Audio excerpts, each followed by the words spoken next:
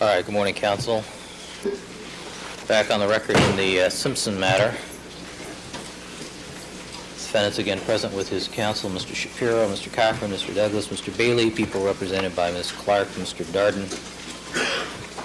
Matter is here for motions to quash certain subpoenas, and the court has also issued its ruling regarding the renewed Pitchess motion, which should be pretty much self-explanatory. And Mr. Douglas, Ms. Clark, as soon as the custodian of records comes, because I'm ordering the disclosure of certain items, however redacted, for certain content, which will take some time. All right. I anticipate, however, that we'll be with Detective Lang and Mrs. Goldman perhaps for the morning session. All right. All right, let's proceed then to the motions to quash subpoenas.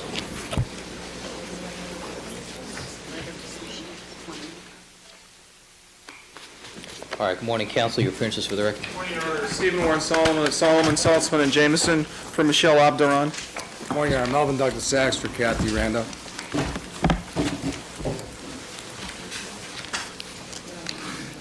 All right, counsel, who wishes to go first?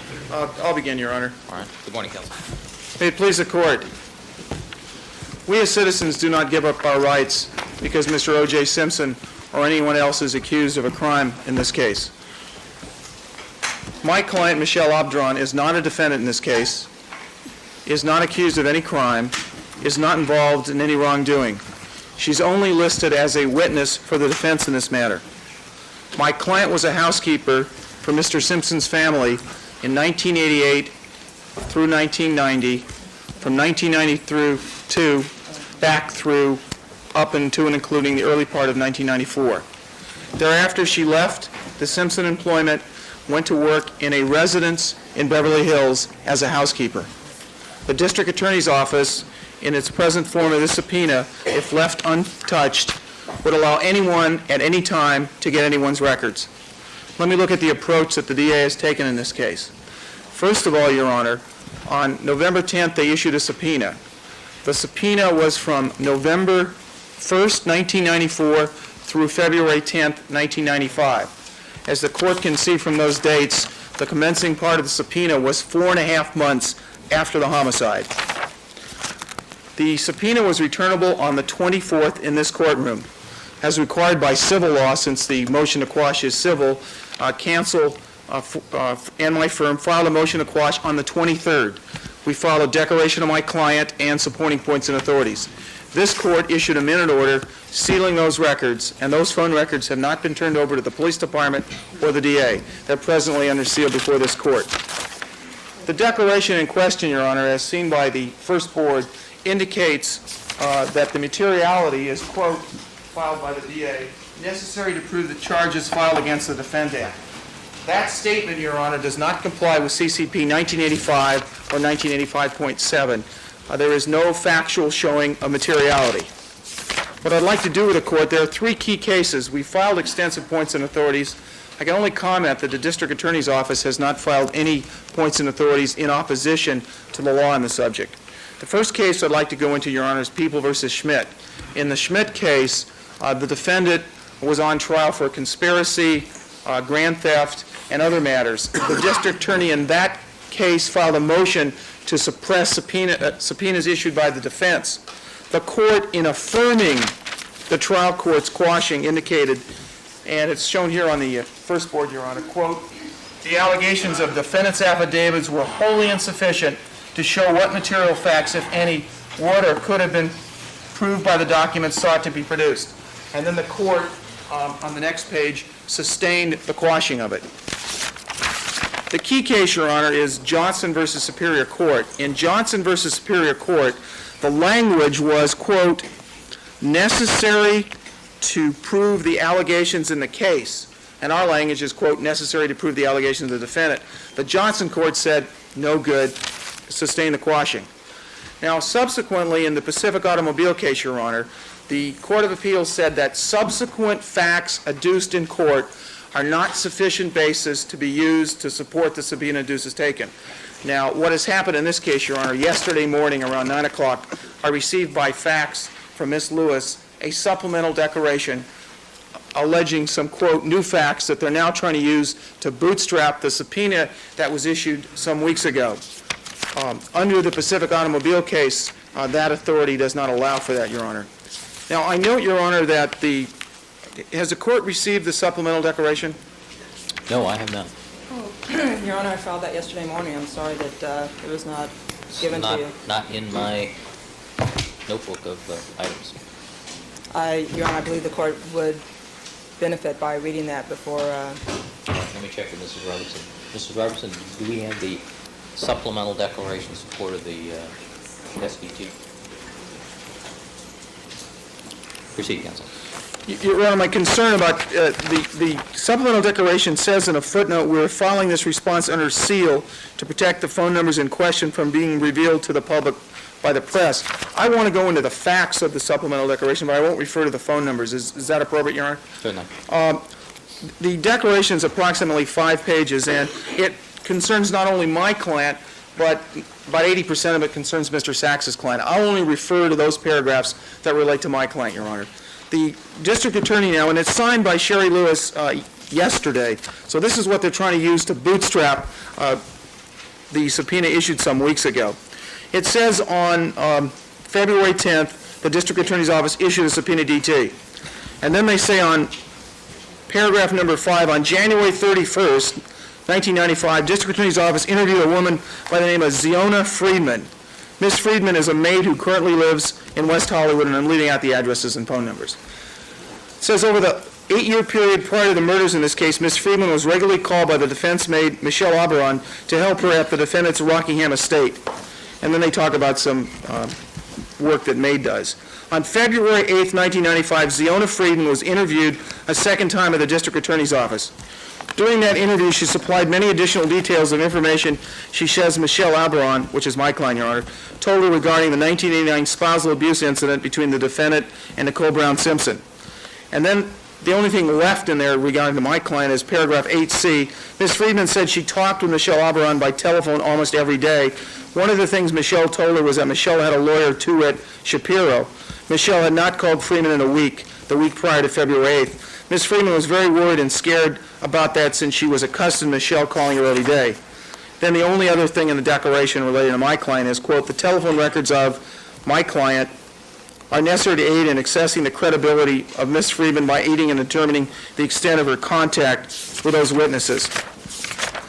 What we really have here is a lot to do about nothing in regard to Ms. Friedman. If they want to see who Ms. Friedman talked to, they can look at Ms. Friedman's telephone records, and they do have a subpoena out for that. The subsequent declaration, Your Honor, doesn't have any legal effect in terms of the subpoena that was issued some month ago, and that's the Pacific case. It's also interesting, Your Honor, that the staff of the district attorney's office has not responded to any legal authorities set forth by myself or Mr. Sachs. And what you have to balance here, Your Honor, is my client has a right to privacy of association. Who she calls on her own phone, her friends, and what she does is her own business.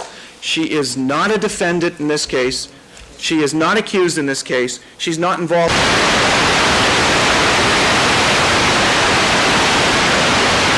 I would suspect, however, that the DA will probably come in again and try factually something else. The only relevance I can see to any part of this, Your Honor, is Ms. Zia Freeman's phone record. And I would suspect and suggest on behalf of my client that if the court wanted to take those records in camera, look through my client's phone records, and deduct out anything except if Ms. Zia Freeman's phone records appeared there, then the district attorney could have what it wants. Then the court would protect my client's right to freedom of association, and that would be the least obtrusive way to resolve this problem, Your Honor. And unless the court has any suggestions, I would submit that that would be the best approach to protect my client's right and give the government what they want, but not open this up to allowing anybody at any time to look at any phone records. Because based on what they have done here, I suspect the defense could take every prosecution witness and request all their phone records, and the prosecution could take every defense and request their phone records, and that's not what it's supposed to be, Your Honor. I'll submit it, Your Honor. Thank you. Mr. Sachs? Morning, Your Honor. Good morning. Yeah. In regards to the situation here, we're really concerned with the citizen's right to privacy. And in dealing with the issue as to why my client objects, as any citizen has a right in California to object to anybody looking at her residential telephone records, is because this legislature in the state of California, when they enacted 2891 of the Public Utilities Code, they made a finding that it was of paramount importance that the residential telephone records of all our citizens in this state are accorded the right to privacy. And only if the government can show by the use of lawful process in a criminal case can they obtain those records. Now, in this situation, Mr. Solomon has alluded to the deficiencies in the declaration in support of the subpoena. And when we look at the language where it says necessary to prove the charges filed against the defendant, the cases we've cited show that there's no factual basis of materiality or good cause that would justify the issuance of the subpoena. And if we use that language and say that justifies the issuance of a subpoena, and that alone would overcome the absolute right to privacy that the legislature has enacted under the Public Utility Code, except when a good showing in a criminal case is made, the court would authorize the seizing of 300 defense witnesses' residential telephone records. And if we took the same affidavit and changed one word and said necessary to disprove the charges filed against the named defendant, the court would be authorizing the seizure of 400 of the prosecution witnesses' residential telephone numbers, which would include Detectives Lang's residential telephone numbers, Mark Furman's, Philip Van Adder's, and Ron Phillips. And I don't think the court would allow the defense on no greater a showing that is shown in this affidavit to seize not only 400 records of prosecution witnesses, but the detectives as well and other police officers involved in the case. Now, in dealing with the right to privacy, what we're talking about in this courtroom are citizen rights. This court so far has been concerned with certain rights of the parties. They've been concerned with the rights of the prosecution to get a fair trial, properly so. The court's concerned with the rights of Mr. Simpson to get due process of law and a fair trial, and properly so. The court's been concerned with the rights of the jurors and the rights of those jurors to have their anonymity and to not be harassed by the press and the public. Nobody has addressed, and properly so. Nobody's addressed to this point the rights of these witnesses. And what we have in this case is 700 people that are on a list. They're all American citizens. Under the statutes enacted in the state of California, all of these witnesses have a right to privacy, unless there's a showing of good cause to go beyond what the legislature said is a paramount, a right of paramount concern when they pass the legislation. So I'd submit to the court, number one, that we have to look to the fact that witnesses have not been spoken for up until this point under these subpoenas. Now, my client has had 8 subpoenas served on her in regards to this litigation. 3 subpoenas to testify before the grand jury under the guise of the Al Cowlings investigation, but all of the questions that she was asked before the grand jury concerned this case itself. Since she went to the grand jury, she's received 3 other subpoenas to testify in this case, one of which she was on call for over 3 months before she was released. She's also received, in addition to those 3 witness subpoenas, 1 other subpoena ducis tecum that required her presence, and these 2 subpoena ducis tecums for telephone records. The one being litigated today, and there was another one that was previously issued in July, but she had no counsel at that point, no opposition was raised. Now, in dealing with the rights of the witnesses and the fact that nobody has spoken as in terms of witnesses' rights, we have a lot of situations arising where there have been comments made in this courtroom, and I know the court is trying to be very fair to all concerned, but there's certain things that play out in this courtroom that get televised throughout the country, and it looks a little different to the witnesses that it may look to Your Honor. And I will say one thing about Your Honor, you've been very accommodating as far as I could see to all the parties that have appeared before you, to all the people that have come into this courtroom have been accorded nothing but the most utmost respect by this court. And I think you've established a friendly environment for the people coming before Your Honor. But some of the things that have happened through the litigants plays out through the public, and the witnesses that are under subpoena see this. And there's been certain comments made, first back in September, there were comments made about my client and some evidentiary issues in regards to some evidence that may have been destroyed. And under a proffered offer of proof that nobody required, my client sort of had a little character assassination made public. Now, tied in with that, there were other comments made about defense witnesses that the prosecution said, I'll tell you about the defense witnesses. They're felons, they're heroin addicts, they're court-certified pathological liars, and felons. Now, nobody mentioned what witnesses, defense witnesses were being spoken about. But what happens is beyond this courtroom, when the witnesses see it, it has to have a chilling effect on people. Because as far as I can see, anytime a defense witness hears their name mentioned at this point, they should be doing two things: jumping for cover and seeking legal representation.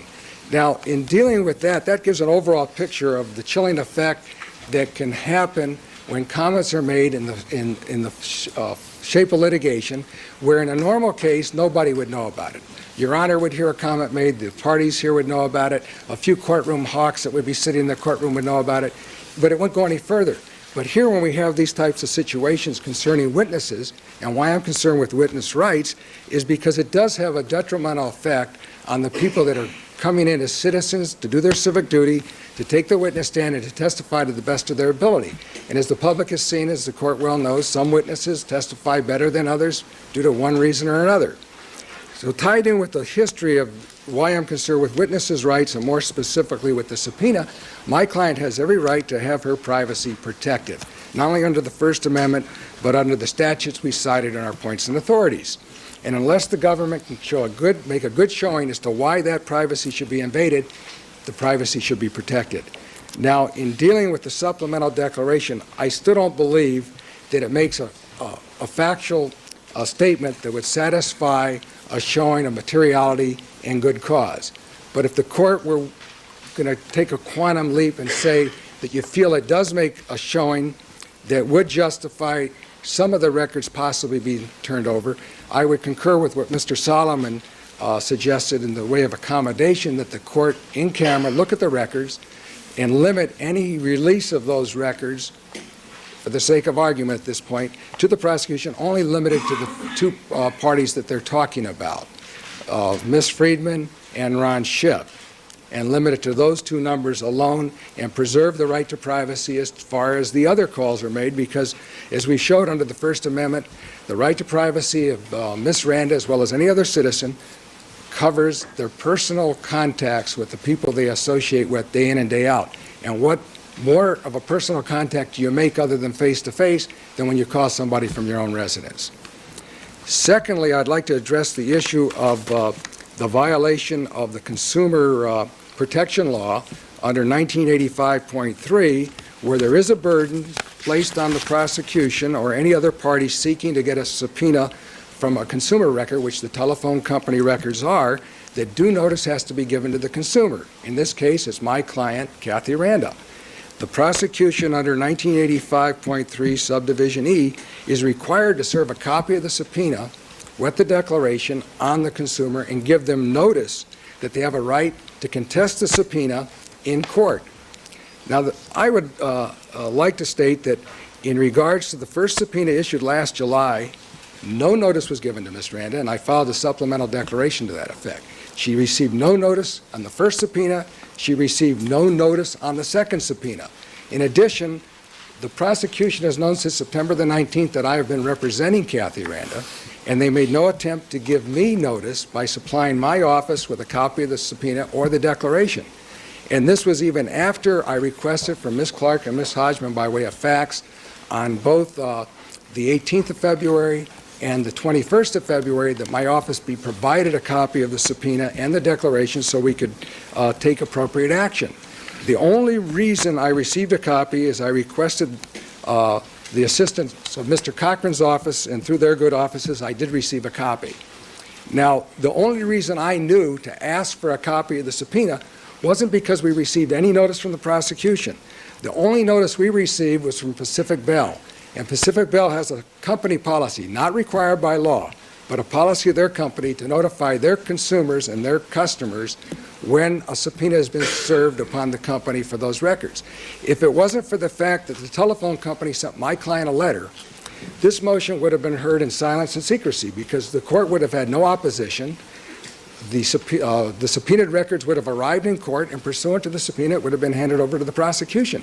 So with a total element of secrecy and no notice being given to my client, her privacy would have been invaded in violation of not only the Public Utility Commission law as set forth in Section 2891, but in violation as well of the Code of Civil Procedure Consumer Notice Requirements of 1985.3. Based on two intentional violations of the law, I would request this court issue sanctions at this point, because this is no different than the situation where sanctions have been issued against the defense and the prosecution for failure on both sides to comply with 1054 of the Penal Code. And I think that it sets a standard that the prosecution, if they're going to issue subpoenas, or if the other side's going to issue subpoenas as well, they've got to comply with the law to protect the rights of these witnesses, because these witnesses are American citizens. They're entitled to every protection under the Constitution and every protection under the special statutes that the state of California has passed to deal with this issue.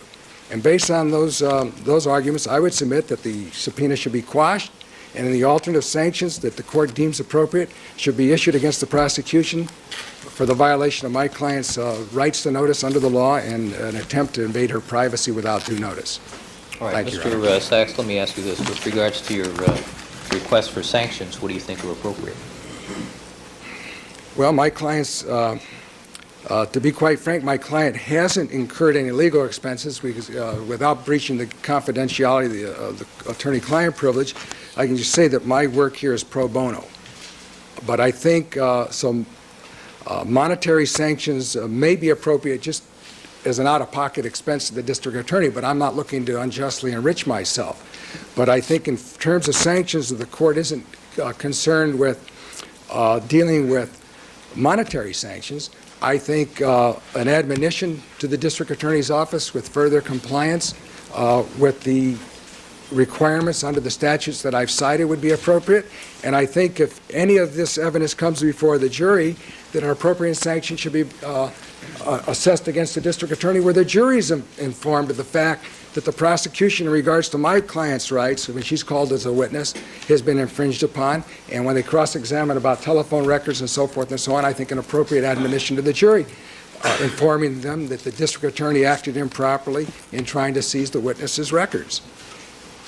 And I think it's something that I would ask the court to heavily consider, and I don't think it should be taken lightly. And it sets the standard, as this case commences down the line, that either party issuing subpoena duces tecums that would fall within the purview of this statute or some other right to privacy being invaded is complied with. Because I think all the witnesses should feel as comfortable as possible coming into this courtroom to testify. I said it once before in another forum that the only people that like coming into this courtroom are the people that work here. Your Honor, the attorneys, the court staff, we do this for a living. We're used to what goes on here day in and day out. But the average citizen that's called upon to come through these doors and take that witness stand does have a lot of apprehension because they can see what happened to Rosa Lopez, whether it's good, bad, or indifferent. It was 4 days on the witness stand.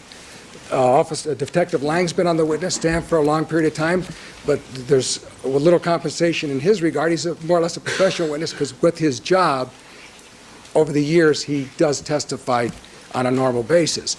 But the average citizen here in America that's called into this courtroom to testify, especially the fact that it's going into every big city, small hamlet, township, and county throughout this great land of ours, knows that whatever they say, not only is everybody seeing what's being said, the public at large, but their friends, associates, the people they work with, and all of the commentators on TV are nitpicking and analyzing to the 10th degree exactly what that witness said, how he said it, or she said it, whether or not she's credible or maybe lying, mistaken, or whatever. And that does have a detrimental effect on these people. So what I'm concerned with, and I think, even though I've pointed out, I think the court has been over-accommodating to be as generous and courteous and as courteous to everybody that works in this courtroom and comes in here. There is a chilling effect that these witnesses feel just from the fact that it's It's abnormal to come in and have to testify, and most people think they're going to get on that witness stand, they're going to be grilled right and left, and they don't know what to expect. But what's happened in this case, when it goes out to the public at large and people see what happens to each witness as they come in, most people, if they had their druthers, would never want to come in and testify at this case. Other cases, you know, you work your nerve up, you go in, you testify, and then you're back to what you normally do. But in this case, with that camera in this courtroom, it has an extreme effect on the witnesses, and I think that when I ask for sanctions, it's not just in terms of my client alone. I'm concerned with the witnesses who have to come forward, whether they're prosecution or defense witnesses. They have certain rights, and I think the court should bend over backwards to protect their rights as well. And I do have to apologize. When I was talking about protecting rights, the victims' rights are properly protected in this case. We have two decedents. The court has every intention to treat those people with dignity and the respect that they're entitled to. I'm just asking for the same thing for my client and the other civilian witnesses that are called upon to do their civic duty and come in here and testify. All right. Thank you, Mr. Sachs. You're welcome, Your Honor. Ms. Lewis? Morning. Good morning, Your Honor. Thank you. First of all, Your Honor, I think we need to back down a little bit from some of the rhetoric and see what the scope of this particular hearing is. While it's, I think, evident that I agree with protecting the rights of witnesses, particularly given the motions that I've filed and argued regarding Detective Mark Furman and his privacy rights, we are here today to talk about two particular subpoenas that were issued for phone records of two particular persons. Michelle Abduran, who was the defendant's maid for many years over in Rockingham, and Kathy Randa, who was the defendant's administrative assistant for probably 20 years, something like 20 years. Now, what concerns me, Your Honor, is that the court has not yet read the supplemental declaration that I filed. As Your Honor knows, the District Attorney's Office issues thousands of SDTs per month throughout the county for records of all sorts, including phone records. We are aware that it is the custom and practice of Pacific Bell to alert consumers should they have any concern about that. You know, I don't want to go into a lengthy rhetoric myself about the cost currently of the criminal justice system, the difficulties our office has in obtaining appropriate budgeting, especially given the current three strikes laws. We do the best we can under the circumstances, Your Honor. Now, because there was concern raised in this case with the privacy of the two particular witnesses involved, I took a look at the declaration which we sent out, which is a pro forma declaration, frankly, that says that they're necessary to prove the charge as the records are. That's something that our office routinely puts on subpoenas, as I'm sure Your Honor is aware. And to take the time in every case and every type of subpoena for records to have to detail the reasons for it would require substantial additional time on the part of DAs handling all these cases for which we issue these thousands of subpoenas. But, Your Honor, because the privacy concerns were raised, I did I set forth in detail the reasons why we indeed subpoenaed these particular records. And the timing is self-evident. We are not trying to manufacture a fax later. These records were subpoenaed on February 9th and 10th. And they followed our second interview of Ziona Friedman, which was on February 8th. That lady is also a maid, and she was a maid who Michelle, the defendant's maid for approximately 8 years, called regularly to assist her when the defendant was entertaining. She's also someone, Michelle and Ziona Friedman were close together, and in fact, their records were subpoenaed on the same STT. And Ziona Friedman has not sought legal counsel to move to quash the subpoena for her records. When we interviewed her on February 8th, and this is set forth in more detail in my declaration, she initially, in being driven to the interview, she expressed concerns to one of our DA investigators that she felt she was being pressured and harassed by Ms. Randa to disassociate herself from the prosecution. And she was very adamant about those concerns. When we got to the interview, the taped interview, she denied that, but she still acted very scared, said she was very scared, very concerned. It appeared that she'd wanted to talk to us, but she was terrified of doing so. In addition, she set forth additional information that she had not provided with regard to Michelle's recounting of the 1989 domestic violence incident. If the court recalls, I believe the court heard testimony during trial and or during the representations made during the 1101B hearings, that Michelle was the person indeed who tried to pull Nicole Simpson out of the car, out of the police car, back in 1989. So, and Michelle as well is someone who had, during the period in time in question, called this other maid, Ziona Friedman, who has been cooperative with the prosecution, almost every day, according to Ziona. So that her telephone records would be the one that would show those calls to Ziona, rather than vice versa. In addition, the court will recall the testimony of Ron Shipp, where he indicated that he was considered himself a good friend of the defendant and of Kathy Randa, and he alluded to himself and Kathy Randa sharing, mutually supporting each other with regard to drinking problems. It was the allusion there. And because Mr. Shipp did not come forth to the prosecution until January 28th, I believe it was, with revealing the defendant's incriminating statements about having had dreams of killing Nicole Simpson. Because he did not come forth until that date, the phone records of Kathy Randa showing calls during the time in question from November, December, and January, not only to these maids in question, but also to Mr. Shipp, further corroborates his explanation that he was a friend of the defendant's, and his bias, his natural bias, was for the defense. And it does corroborate why he did not come forth until late in time in revealing that incriminating statement of the defendant's, which he finally testified, I believe, was because he did not want Nicole's blood on his hands, and his guilty conscience could not stop him any longer.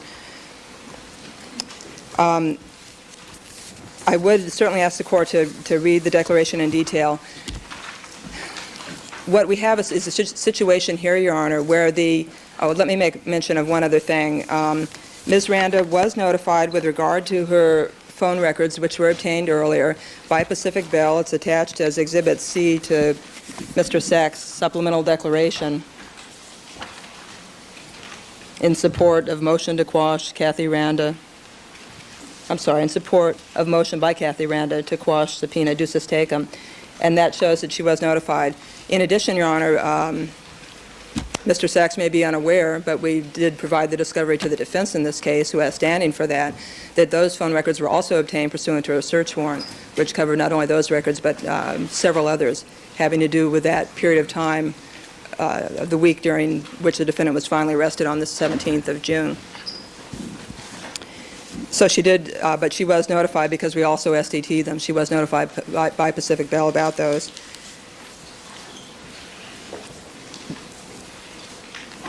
We are here at a point in time, Your Honor, where these witnesses have had notice now. Have started to say hired, but I guess not hired. They do have attorneys. They have attorneys who have filed points and authorities on their behalf. The court, I believe, has the records before it.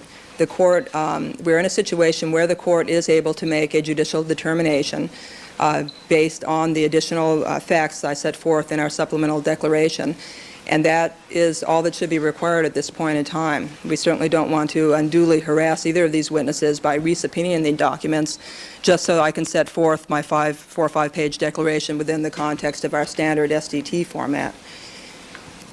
I also wanted to mention a couple of cases that, it's actually one case by the California Supreme Court, Associated Brewers Distributing Company versus Superior Court, a 1967 case at 65 Cal 2nd, 583 at 587, and a case which quotes that case and invokes its holding, People versus Bigelow, B-I-G-E-L-O-W, a 1988 case at 200 Calap 3rd, 59 at page 61.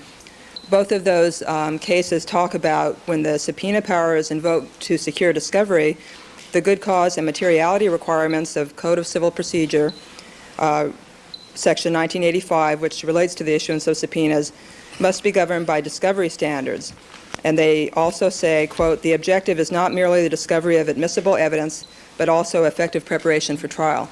So when the court reviews the supplemental declaration, which I filed, I would ask the court I would remind the court that even though we're in the middle of trial and the court is deciding the admissibility of evidence, the standard on discovery is whether the records sought will tend to lead to admissible evidence or would enhance the effective or allow for the effective preparation for trial. So, Your Honor, while Mr. Sachs talks about the rights of 300 witnesses or so forth, we had good reason to subpoena these particular records in question, and I set forth those reasons, which were not after discovered facts, but facts that happened right before the time we subpoenaed them, and that's why we subpoenaed them. I did all that to allow the court to make an intelligent decision as to whether there indeed is materiality shown. And in addition, I don't think I mentioned in the declaration, but of course these records are not available from any other source, and that's always one of the reasons given why records are necessary from a particular source. So I would want that in the record as well. Of course, these phone records are not available from any other source that we're aware of.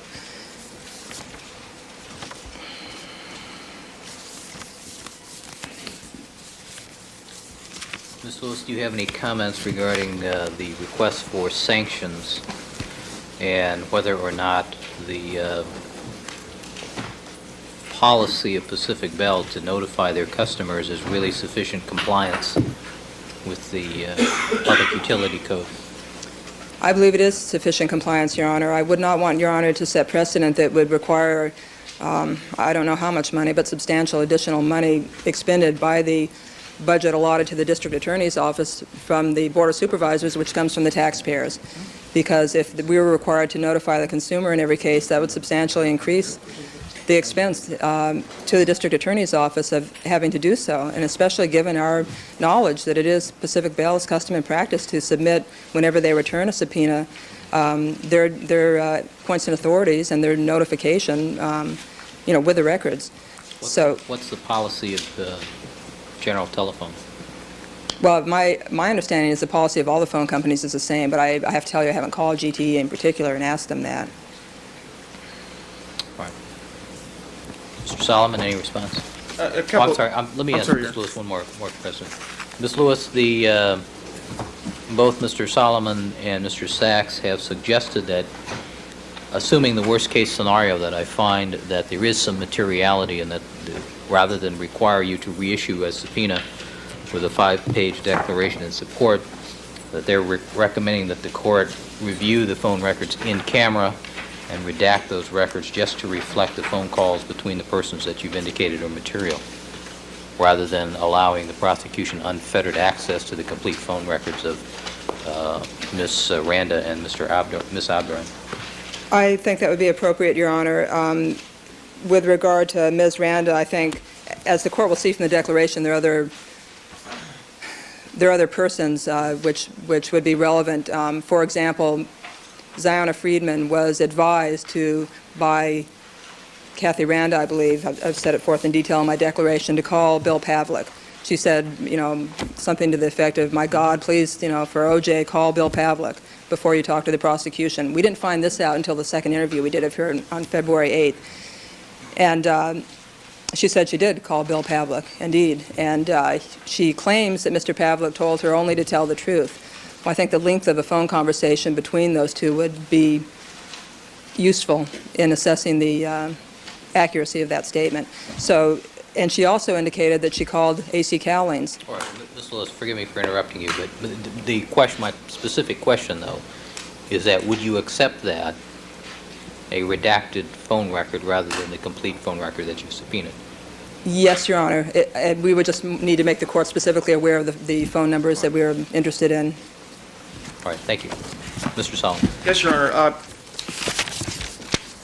I've never heard of the largest, public law firm in America saying that they don't have the time, effort, ability, or staff to fill out a subpoena due to taken appropriately. If in the civil court I had done what the district attorney had used and come in and said, well, we don't have the staff to do it, they'd be looking for me to do another job, Your Honor. You can't delegate the functions of subpoena DTs to one line. You've got to use the appropriate language to protect people. Now, I'm not worried about the rest of the world. I'm worried about my client. That's all I represent here. Now, I've heard no justification other than this is the way we've done it for years. Well, the consumer notice requirement, they don't even give. 1985.3 is mandatory, not on the telephone company, but on the government who was ever attempting to issue the subpoena. I've heard no justification for the court not to impose sanctions. And the question you asked Mr. Sachs is what kind of sanction to impose. Well, first of all, it should be payable to the court, not to cancel. And second of all, it should be appropriate with any other type of sanctions that this court has given in the past, either against the prosecution or the defense, and whether or not you admonish the jury is something that's not really an issue, I think. I think it should be a financial sanction to impose upon both the prosecution and anybody else who appears in this court that if they're going to subpoena records of people, you better comply with the law. I would also comment that the comments made by Ms. Lewis regarding who said what to where, etc., is all hearsay declaration by Ms. Lewis. There is no declaration in this court, in this case, for these subpoenas by any of the investigators or by Ms. Clark, who was in the interview. It's by Ms. Lewis, who heard it from X, Y, and Z. So we have a trail of hearsay here. And also in regard to my client, they're not asking for records when she was there, Your Honor. They're asking for records from November 1st through February 10th, some 4.5 months after the incidents. In spite of all that, we'll still go along with a redacted version to save us from coming back here again. But I think, as Mr. Sachs indicated, it is appropriate in this case to sanction the prosecution. Thank you, Your Honor. Thank you, counsel. Mr. Sachs, any brief response? Yes, Your Honor. In response to the declaration itself and what we've heard is hearsay on hearsay, we're not here to litigate the truthfulness of that declaration. It's just whether or not that declaration would suffice as good cause. My client categorically denies any allegations of wrongdoing made against her in that declaration.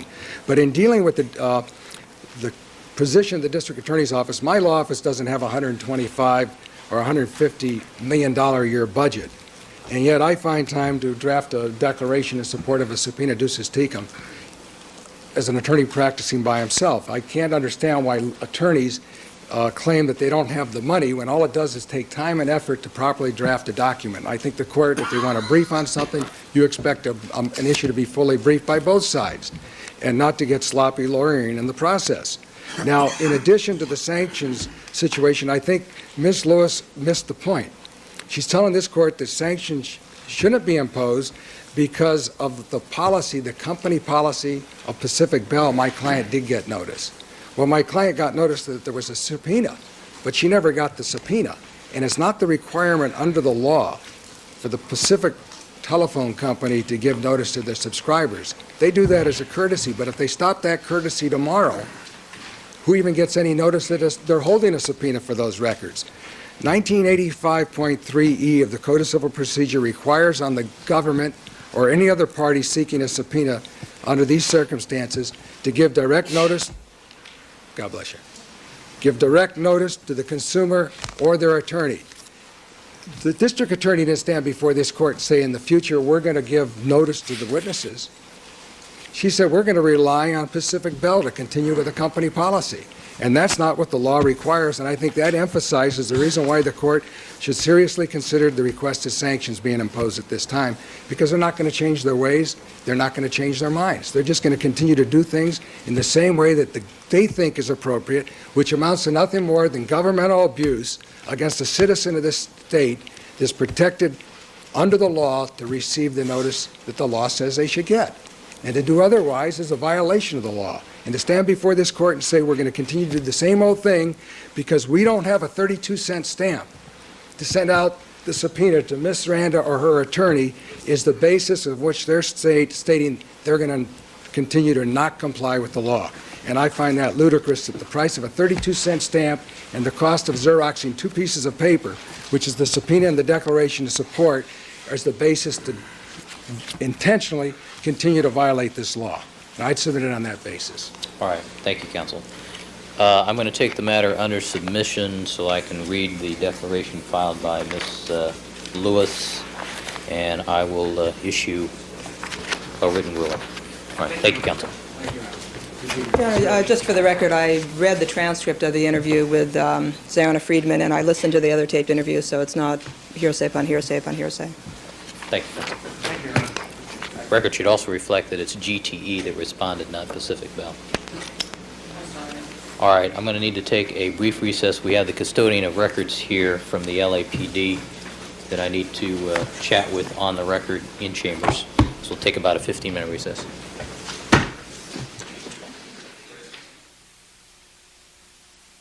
Our jury panel.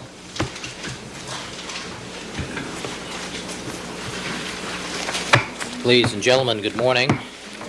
My apologies to you for the delay this morning. We've been in session since 9 o'clock. I had two matters that I had to deal with regarding the production of evidence by third parties, so I had to rule on those motions before we could start today. All right, let the record reflect that Detective Tom Lang is still on the witness stand. Good morning again, Detective Lang. Morning, Anna. He is on redirect examination by the people. Ms. Clark, you may continue.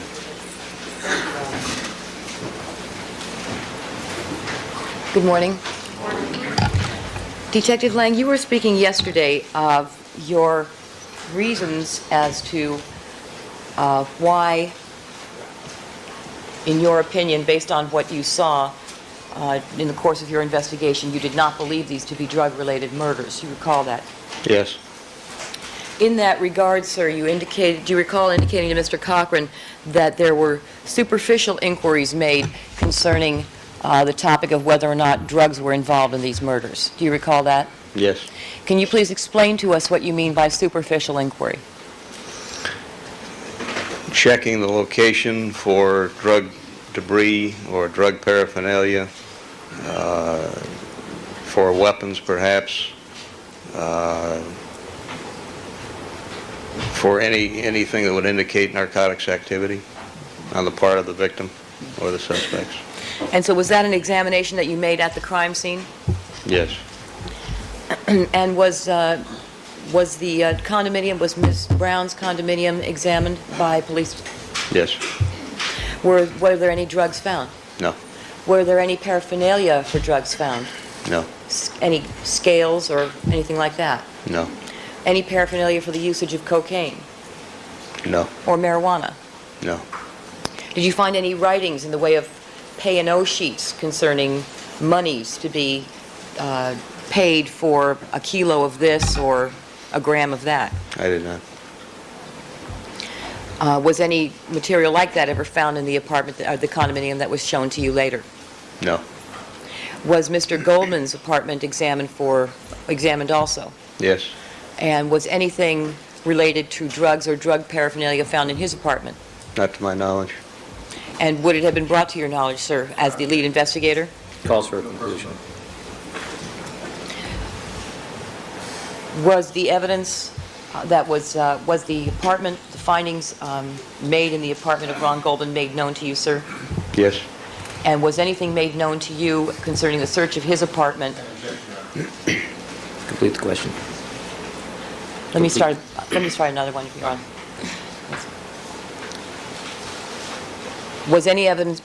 Were any drugs or drug paraphernalia seized from Mr. Goldman's apartment, sir? This is the basis of his opinion. All right. Ladies and gentlemen, this information is limited only to the state of mind of this detective. It's not necessarily true. It's his state of mind. Thank you. Ms. Clark. Not to my knowledge. Other detectives searched Mr. Goldman's apartment, is that correct? Yes. Was that at your direction, sir? Yes.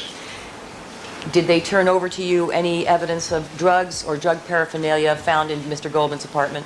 No. Was there any pay-and-owe sheets indicating monies paid or received for the sale of drugs?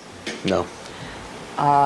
Were there any scales or cutting agents or debris associated with drug usage or drug sales found in Mr. Goldman's apartment? No.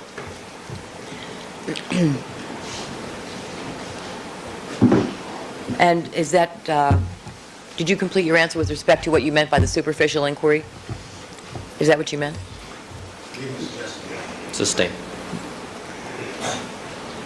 Did you have anything further to add? I don't know if I cut you off, sir. No, that's it. Now, with respect to,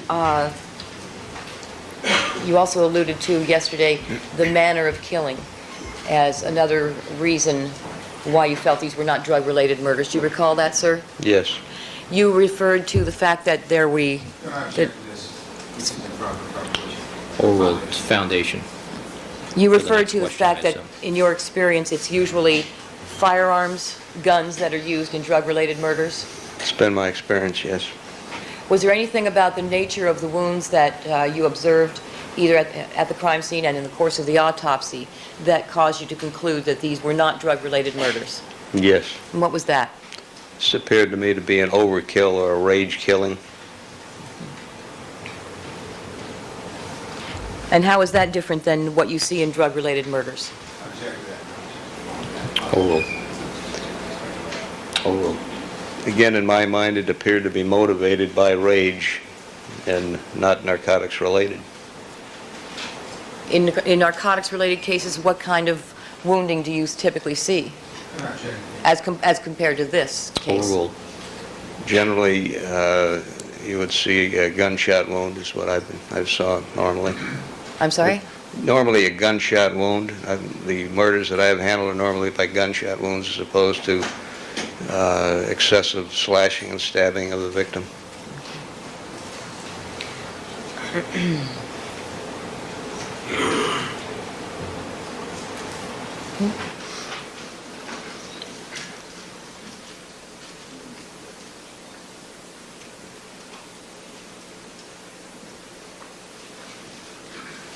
All right, I believe that on cross-examination also you discussed with Mr. Cochran the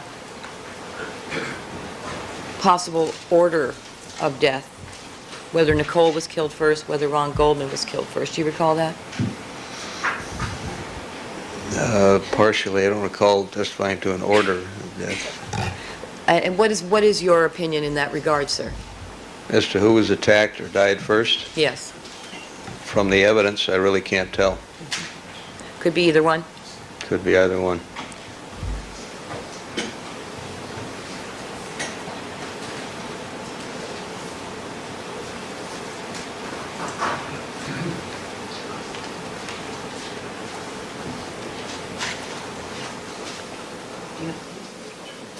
Yeah, just how I'd ask leave of the court to reopen direct for the purpose of showing the jury a videotape. All right. Proceed. Let me just instruct the jury what that means.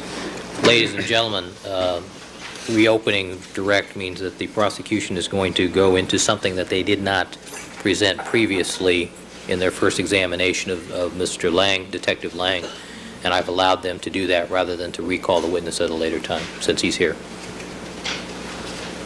Ms. Clark? Thank you, Your Honor. It's plain. Do you want that plain? No, not yet. All right.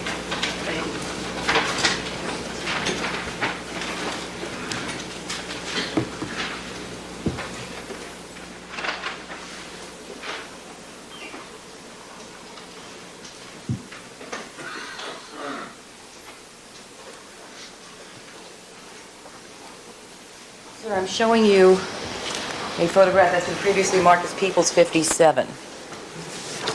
Do you recognize the location shown there? Yes, it appears to be the walkway at 875 Bundy, the crime scene. Can you tell by what you see in that photograph who that officer is? No. I'm going to put that up on the Elmo. Or let me also show you Defense 1011. Can you tell us, does that appear to be a copy of the same photograph but with the logo American Journal blocked out? Yes.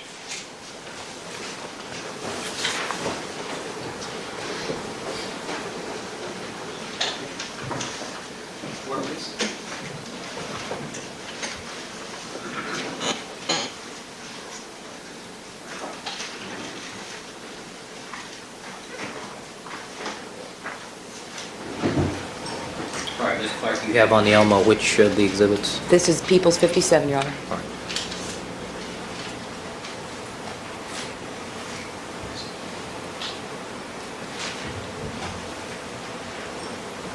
All right, sir. Now, can you tell us at what time the crime scene in this case at 875 South Bundy was broken down? I believe it was approximately 3 or 3:30 that afternoon of the 13th. Okay.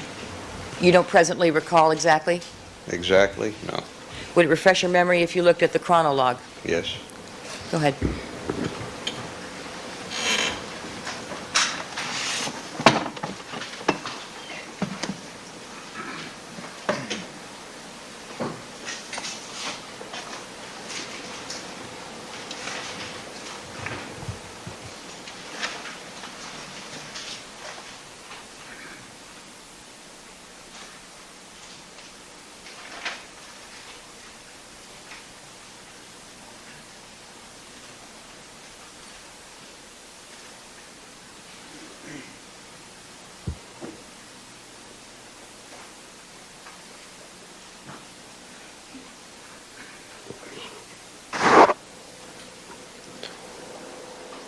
Last entry shows 3:45 p.m. Now, after the crime scene tape is taken down, what is the significance of that? What does that mean? That the crime scene, in effect, has been broken down, and that the investigators and the officers involved are leaving at that time. Okay. And does that then permit people to walk inside where the crime scene, the area where the crime scene tape had been previously blocking off? Well, there'd be nothing to prevent that. Is there anything improper at that time for police officers then to walk inside the area that had previously been blocked off by the crime scene tape? No. Can you tell by looking at this photograph, sir, whether the crime scene tape has been removed or not? No.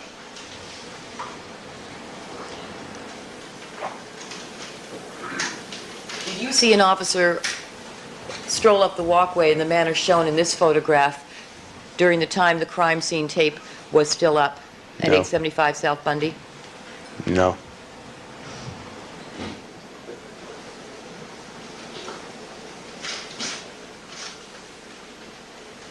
The following videotape, I'd ask you mark Peoples next in order, Peoples 101.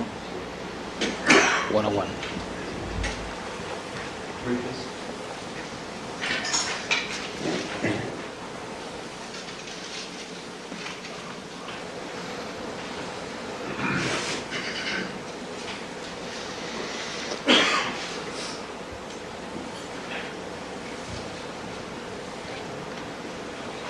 Can you tell us what's happening here in this portion of the tape, sir? Yes, the officer is removing the crime scene tape, and the scene is apparently being broken down. And you said that was approximately 3:45? Yes.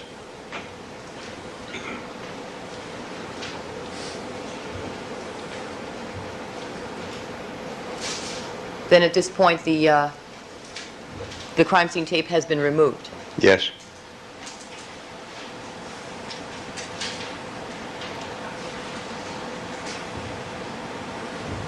Does that mean that the investigation has basically been completed in this area? It's leading. So, what does that mean with respect to whether or not the crime scene investigation, or the status of the crime scene investigation in this area? Oh, At this particular time, it's been concluded.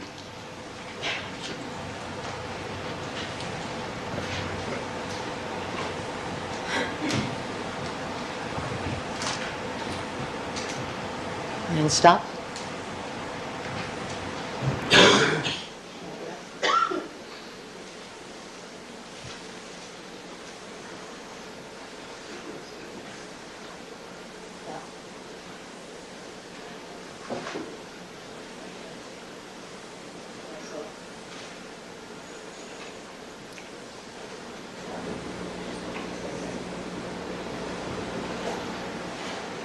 I'm going to show you again People's 57 and the defense 1011 and ask you if these appear to be a still frame taken from the video we're now looking at that's been marked People's 101. Does appear to be a still of that video, yes.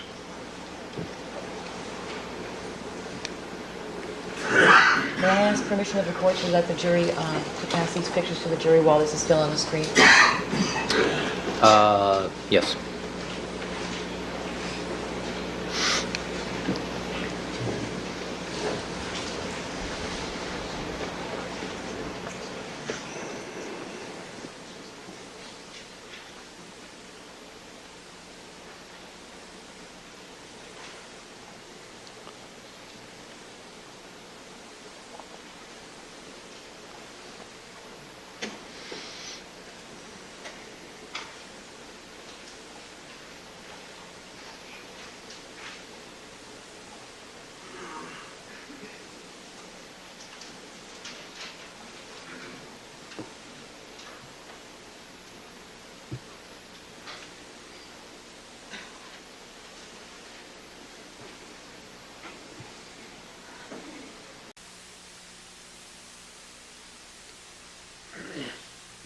All right, sir. And at the time then... Oh, I'm sorry.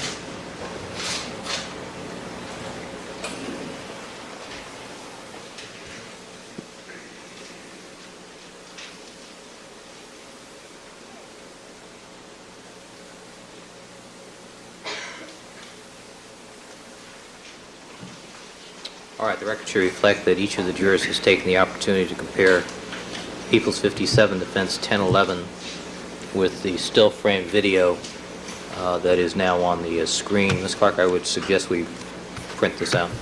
Thank you, Your Honor.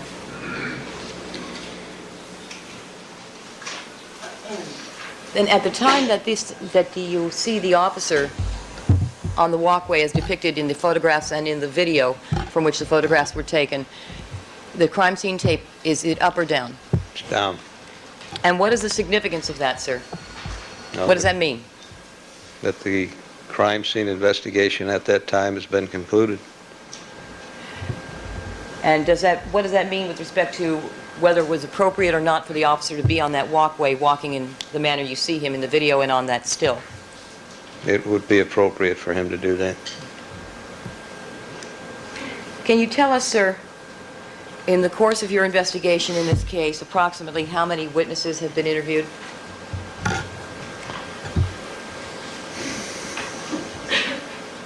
I'm aware of, I believe, 170 formal interviews that are written. There are several other interviews that are taped. There's in excess of 440 clues, I believe, with numerous interviews associated with each one. Each of those clues has been investigated, sir? That's correct. And were all of those clues with respect to, were all clues followed up? We get clues in almost on a daily basis, and it's an ongoing process. But they are all being followed up or have been. And did you follow up clues that, excuse me, strike that. May I have a moment?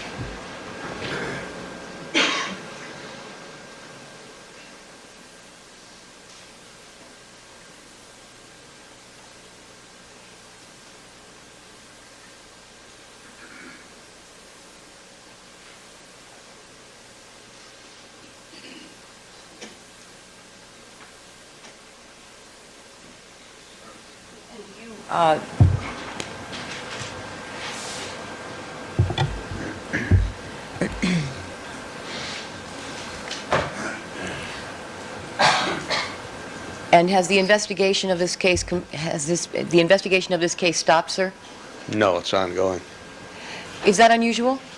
No, not at all. Can you explain that, please? In most of my cases, we get information all the time from different sources. Certainly in this case, due to the great amount of publicity, we're getting information on a daily basis and attempting to follow up on all of it. Well, sir, but in your other cases, has your investigation stopped at the moment of trial? No. For how long? For how long does your investigation continue in your other cases, not just this one? Continues right into trial and right through trial. Is that a typical thing? Yes, it is. And you continue to follow up all leads in all cases that you investigate, that you handle? Yes.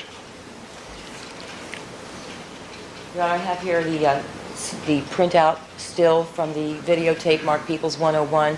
Ask that this be 101A. All right, 101A.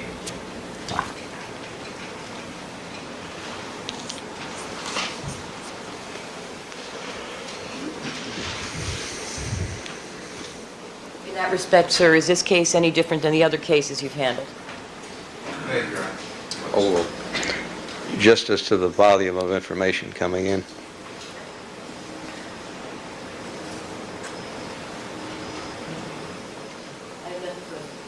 Mr. Cochran?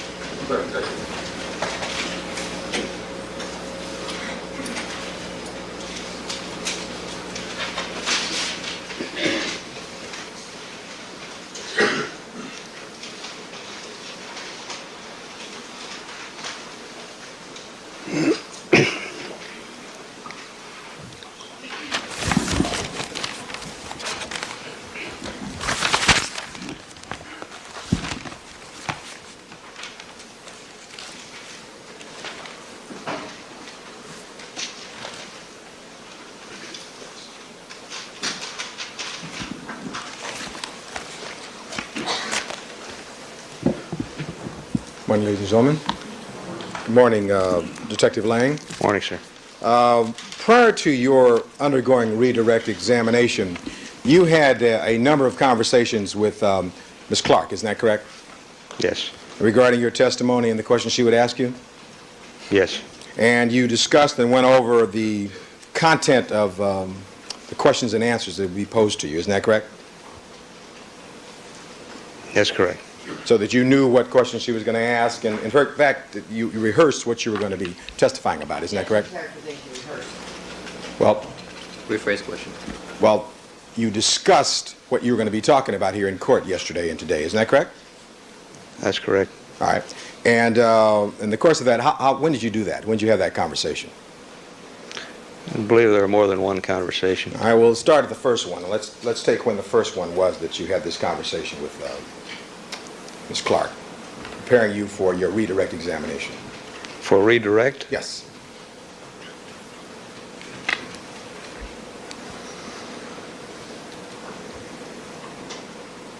I don't recall. Perhaps last week? Last week, while we were off on this case, that you had occasion to talk to Ms. Clark during that time frame? I believe it was last week. Well, counsel, we weren't off from this case Well, last week. When we were off, when the jury wasn't here. When the jury All was right, that's right. I put it, we were working, yes, Your Honor, so stipulated. When the jury was not here with us last week, you had occasion to talk to Ms. Clark about your upcoming testimony, is that correct?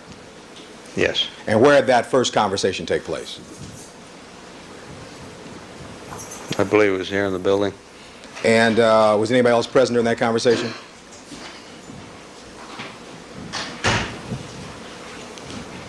I don't believe so. Now, just the two of you were talking? Well, there are people that are constantly moving in and out of her office. Well, the primary conversation was between you and she, is that correct, sir? Well, there were one or two conversations that I recall that we had in regards to redirect. It's primarily the two of us, yes. All right, and that took place, as best you can recall, last week up in Ms. Clark's office, is that correct, sir? Yeah, I believe so. All right, what date was the first conversation? I don't know. What date was the second conversation? I don't recall what date. It was some day last week. One day last week? I believe it was last week. And did you talk about your testimony yesterday before you took the stand for redirect examination? I don't believe so. Did you talk about it today, this morning, before we started, on this part of the case? There was some conversation, yes. And that, again, was between you and Ms. Clark, is that correct? Yes. Now, with regard to this video that we just saw, I want to have that video replayed if I can, Your Honor. All right. Have that replayed? People's 101. Yes. You have shared before it's being put up. You shared with us that, the best of your recollections, the scene was broken down on June 13th, perhaps at about 3:45 in the afternoon. Is that correct? Approximately, yes. So, as we know, police officers were free to walk in and out at that point. Hold it, please. Police officers were free to walk in and out of the scene at that point. Is that correct? Yes. And we also know that, according to your testimony, there were some alleged blood spots on the rear gate of this premises. Is that correct? That's correct. And no photographs were taken of those blood spots on June 13th. Isn't that correct? That's correct. And nobody even bothered to come back, and you didn't go back and even check until July 3rd, some 3 weeks later. Isn't that right? The rear gate area, Yes. that's correct. And that scene had been broken down all of that time. Isn't that correct? That's correct. In fact, you came back on at least 2 or 3 occasions between June 13th and July 3rd, and you never went back to the rear. Is that correct? None of this good. Yes. Is that correct? Yes. All right. Now, let us see that video if we can.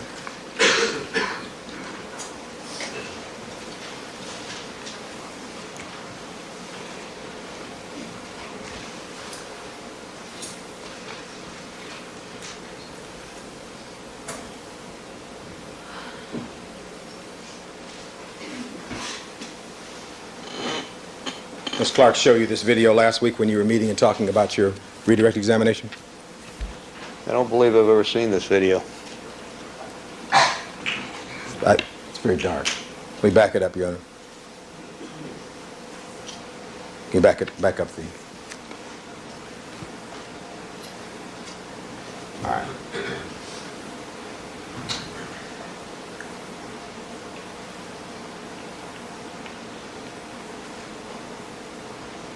Now, let's stop it there. That white blanket or sheet, was that a blanket or sheet that had been placed over Miss Nicole Simpson's body? That appears to be, yes.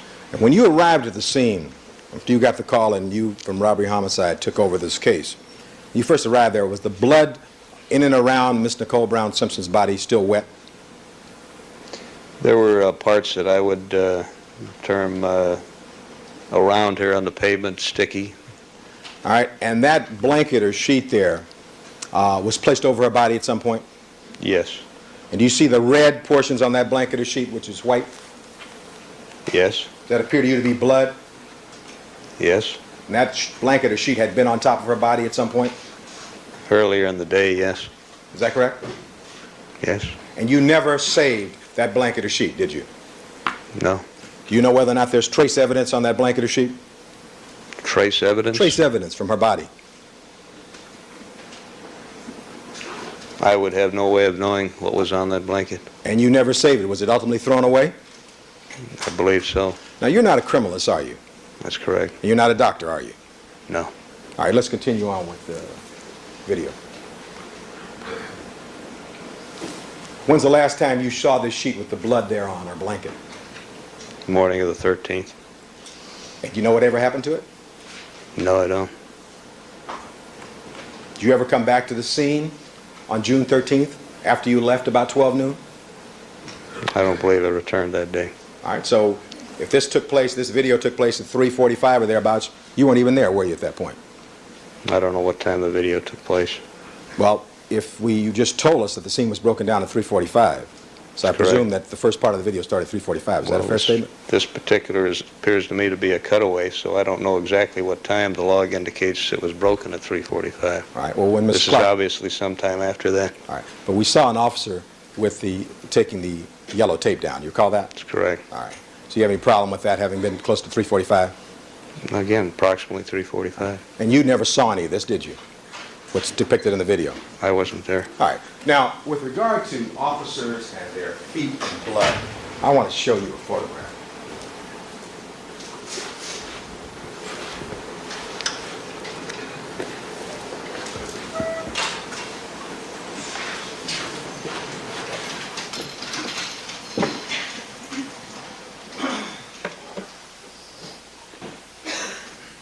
Let me step down.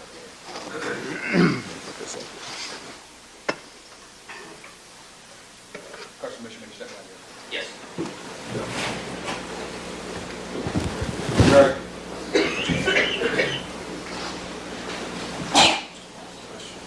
With regard to, and Your Honor, for the record, we're looking at plan is 54, and this is 54-2. 54-2 photograph. I want you to look at 54-2 here and make sure all the jurors can see it. You see this red substance kind of in the grout ways there of the tile there? You see that? Yes. And you see this shoe? It's a black shoe, appears to be a black man's shoe. Yes, I do. And similar to the shoe you have on there, isn't it? Certainly is. And we won't, well, have any photographs of those shoes, but that looks like that shoe, does it not? It appears to be the same type of shoe, yes. All right. And do you see where that, it appears to be a right shoe, doesn't it? You see, it appears to be a right shoe, does it not? I can't tell from that angle. All right, Detective, can you keep your voice up and quote? I can't tell from the angle You- left or right. Okay, you can't tell whether it's a right or left shoe? No. It's one of the shoes, is it not? It's right or left, isn't it? Yes. And judging from where that is, if that was a left shoe, where would the person be standing? Probably off to the right here, All near right. the gate. All right? But Or they could be standing at an angle to the side. all right. But you can't tell us that, can you? No? All right. But you can tell us that that shoe is standing right on top of the blood there in that grouting. You see that? No, it appears to me that it could either be up on the toe or perhaps the arch. You're telling what? You're telling this jury that this shoe, this particular shoe, the person is on his arch? I'm not telling you, I'm saying I don't know. All right. It could be on the toe or it could be over the arch from that angle To me, it's a little hard to tell. All right. Well, I understand the jury has to make the final decision, but look at that photograph, sir. Take a moment and look at it. I have. All right. Does that look as though the front of that shoe, the every portion you can see on that shoe, is flat against the tile, sir? Isn't that correct? I can't tell. You can't tell that? Not from that angle. Would you agree that there's blood underneath where that shoe is? It appears to be blood in the grouting underneath the shoe, but as far as the shoe goes, whether it's underneath the arch or that person is up on their toe, I don't know. Well, when you walked around the scene, did you walk around on your tippy toes? That day? At times where I was on my toes, that's exactly correct. And is this you here? It Is may that your well shoe? be. All right. And I had no blood on my shoes. All right. But with regard to this particular shoe, you can't tell whether that's you or Furman, can you? Or any other detective, can you? I don't know who it is. All right. And you agree with me, the picture, this photograph will speak for itself. Is that correct? Objection, that's already been applied. Sustained. Well. Calls for two. All right, Your Honor. At any rate, so that we're clear, looking at 54-2, you cannot tell us whether or not that's your shoe. Is that right? That's correct. All right. And you will agree, however, that the shoe is on the grouting, and under that grouting, there's blood. Is that correct? No. There's not. I cannot agree with you that the shoe is on the grouting if that particular person is up on their front toes or if the grouting is beneath the archway of the shoe. I can't tell you. All right. I can't tell from that angle. But there is blood on the grouting. Is that correct? It appears to be. That's correct. That appears to be? Can you look at that appears again? to be blood. That's correct. All right. And you were out there that morning. You know there was blood in the grouting, don't you? That's correct. All right. Your Honor, I'd like to move this photograph down to the other end so the other jurors can see it also. Certainly. Mr. Douglas, you want to help us?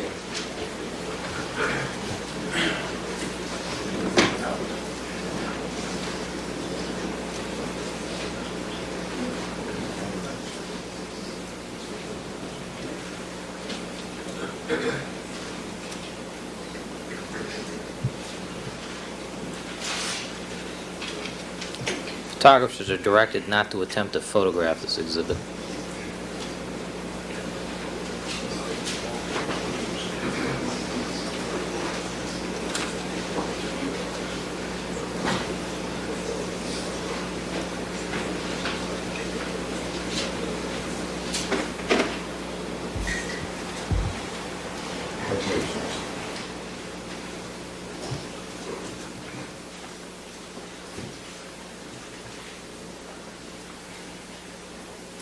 Mr. Douglas, could you turn the board around, please? Thank you.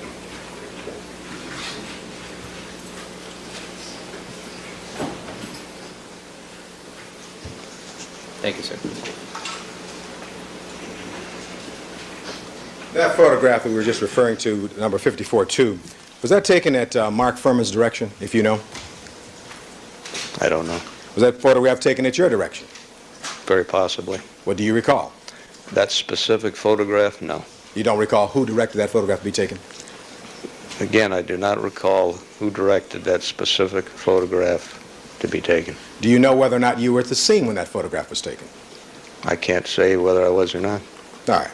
Now, Detective Lang, with regard to the tennis shoes, and you recall the video where you were shown carrying the tennis shoes under your arms, remember that? Yes. And were you trained to do that in the academy in case there's trace evidence on an item such as that to carry it under your arms like that?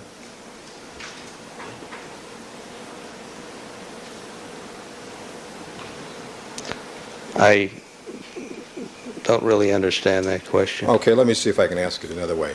When we saw you in the video carrying the tennis shoes under your arm, do you recall that? Yes. All right, would you like to see it again? Is that a fresh recollection? I recall the video. I don't need to see it again. All right. And the way you were carrying the tennis shoes in the video, were you seeking at that time to protect trace evidence, which may or may not have been on those particular shoes? Trace evidence may or may not have been a consideration. The reason that I obtained those shoes was to have red stains checked for the possibility of blood and to obtain a shoe size. We understand that, and we know it was negative for blood, right? That's correct. All right. The question was about trace evidence, sir.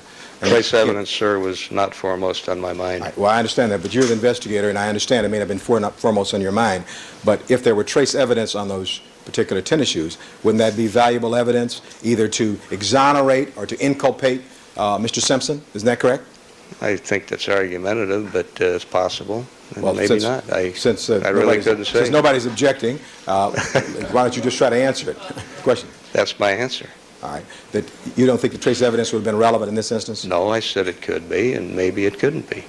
In the course of your discussions with Ms. Clark, did she tell you that you need to be more aggressive in your answers at some point? Because I was making points in cross-examination. Did she tell you that? Aggressive? Yes. Be more aggressive in your I responses. don't recall her instructing me to be more aggressive. What word did she use? I don't recall any word that she used. Did Mr. Darden use the word be more aggressive? I don't recall Mr. Darden telling me to be more aggressive. All right. At any rate, you weren't concerned about trace evidence as you carried these tennis shoes under your arms. Is that correct? Trace evidence was not foremost in my mind under those circumstances. The question was, sir, please answer the question. Were you concerned about trace evidence when you carried those tennis shoes under your arm? Oh, well, Trace evidence was not foremost in my mind at that time. That's not my question. The question was, were you concerned about trace evidence? It was not foremost in my mind. Well, if there were blood on those tennis shoes and you carried it under your arms, wasn't there a chance you might wipe that blood off? Not from the stains that I observed. They were on the top of the shoe, on the side of the shoe. They appeared to be dry. Those shoes had been sitting in that closet on the floor. They'd been in other places other than the crime scene. Trace evidence, because of that reason, was not foremost in my mind. All right, well, let's look at the I video. obtained those shoes to obtain a shoe size and to check for the presence of blood. You've told us that, and we know it was negative for blood. Can we see the video? I want to ask some questions about it. and Mr. Cochran, which defense exhibit is this? Your Honor, let me check. Okay.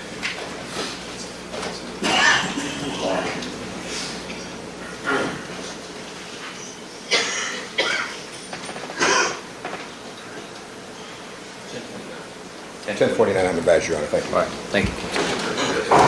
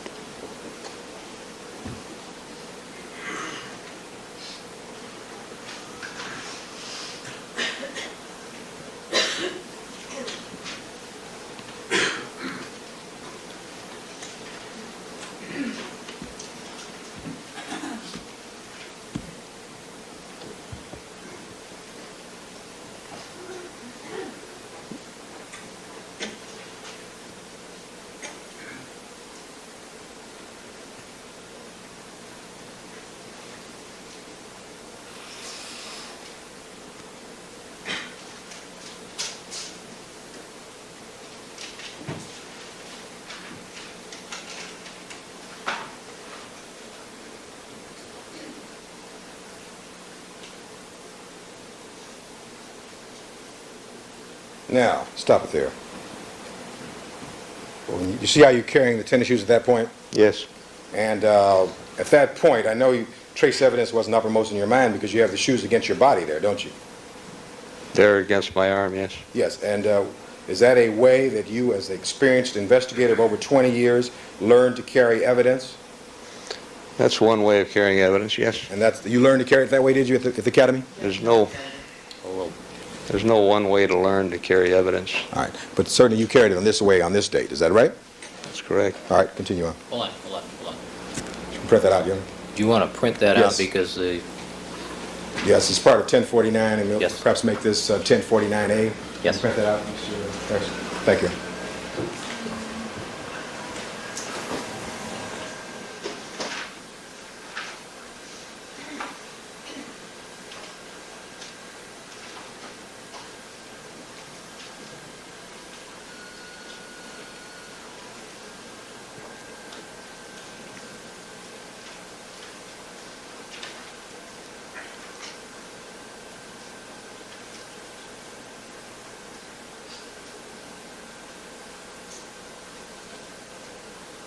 Is that your clipboard that you have those shoes on? Yes. That's not a box, is it?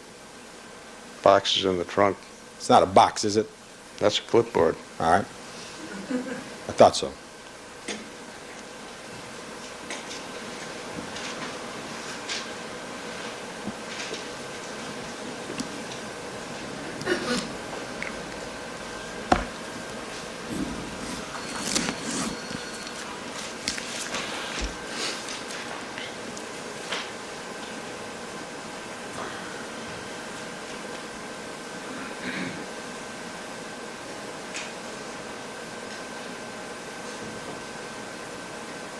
Thank you, Mr. Harris. Now, I think we already established that those tennis shoes were then taken by you to the lab the next morning on June 14th, right? Yes, sir. Now, you've testified that you saw criminalist Fung at the Rockingham location sometime after 5:20 on the afternoon of June 13th. Is that correct? I don't recall the time. Well, what time do you think it was that you saw him? I believe I arrived approximately at that time. I don't recall what time I might have seen him. Sometime after 5:20, would that be a fair statement? I can't say. Well, you saw him after you got there, didn't you? I believe I did. All right. And at that time, did it ever occur to you at any time before you left to get in your car to go home to give those tennis shoes to Mr. Fung, since ultimately they had to go to the lab anyway? I believe Mr. Fung had left by the time that I retrieved those tennis shoes. The question was, did it ever occur to you to give those tennis shoes to Mr. Fung? That's the question. If he's not there, I couldn't have given to him, so no, I wouldn't have. The fact that you could have recovered the shoes and stayed around, he may have been there earlier. So I'm not arguing with you. I'm just asking, did it ever occur to you to give those tennis shoes to Mr. Fung, or for that matter, any other criminalist who may have been at that scene? Mr. Fung was not there when the shoes were recovered, so it certainly did not occur to me. At what time were the shoes recovered? I believe it was sometime after 6 or 6:15. Do you have a record that indicates that? The time of recovery? Of the recovery of those shoes. Can you look in your notes and tell us that? No. You're speaking from your own independent recollection? Speaking from my recollection, and I don't recall seeing Mr. Fung at that location at that time that I came down and left. Do you know what time Mr. Fung left that evening? No. Have you seen a log which would indicate what time he left? No. Do you have such a log? Do I have a Yes, log? as to what he left. I don't believe I do. In your books there, do you have the criminalist log which would indicate what time Fung left on June 13th from the Rockingham location? I don't have a criminalist log. All right. Do you have a log which indicates what time you left? I don't know if there was a log that was taken at that time or not. Can you take a look? Could you take a look for us and tell us whether you have that?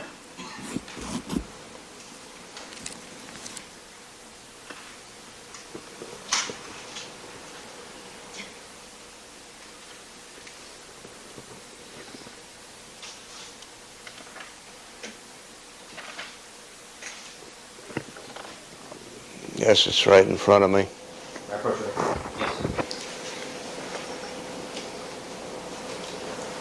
First of all, does that log indicate what time you recovered these tennis shoes? No, it wouldn't indicate a time of recovery. All right. May I see counsel at the sidebar without the report, please? Certainly.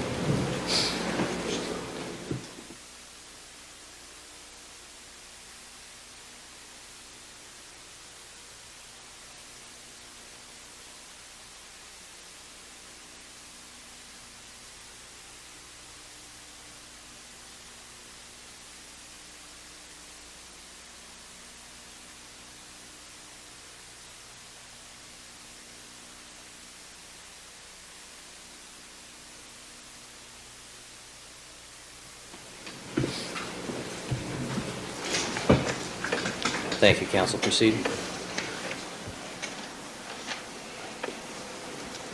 The log before you, what time does that show that you arrived back at the location of Rockingham? It's 17:15? Shows that I arrived at 5:15, yes. All right, 5:15. And as far as you know, Fung was still there at least until 5:20, isn't that correct? I don't recall. When you... Certainly. Use your microphone. Again, I don't recall. Did you ever see Van Adder give criminalist Fung Mr. Simpson's blood that was contained in a vial that had been taken downtown here at Parker Center out at Rockingham at about 5:20 or thereabouts on the evening of June 13th, 1994? I didn't actually see him do that, no. You never saw it? You weren't present when that happened, or if it happened? I don't recall seeing it. I don't recall seeing it happen visually. All right. So, at any rate, what time does it show you leaving the Rockingham scene? At 7:10 p.m. All right, and that refreshes your recollection, that's about the time that you left? Yes. And at that time, you don't know, or do you know whether or not Fung had already left at that point? No, I don't recall seeing him. All right. Did you talk to Mr. Fung at all while you were at the Rockingham location that afternoon after you came back at 5:15, if you recall? I may have had conversation with him. And where would that conversation have taken place? Probably in the house, upstairs in the master bath area. Now,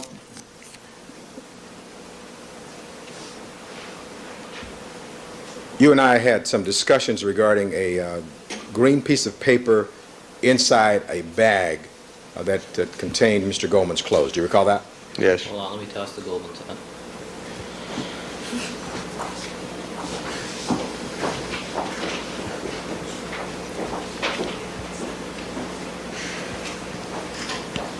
All right, Mr. Cochran. Thank you. And prior to my asking you questions about that green piece of paper, had you ever seen that before? No. And did you not tell us that the items in that green paper bag were recovered by Officers Tippin and Carr? You tell us that? Mr. Goldman's residence? I don't recall if I did. If I did tell you that, then I misspoke. Well, maybe I can read it to you. That if you said that, if you said the clothes were... Yes.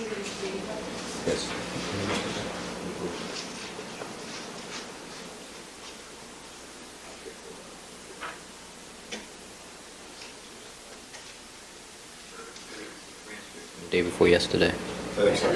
He has it on his computer, and I think I can get it on his computer. We all have it on our computer.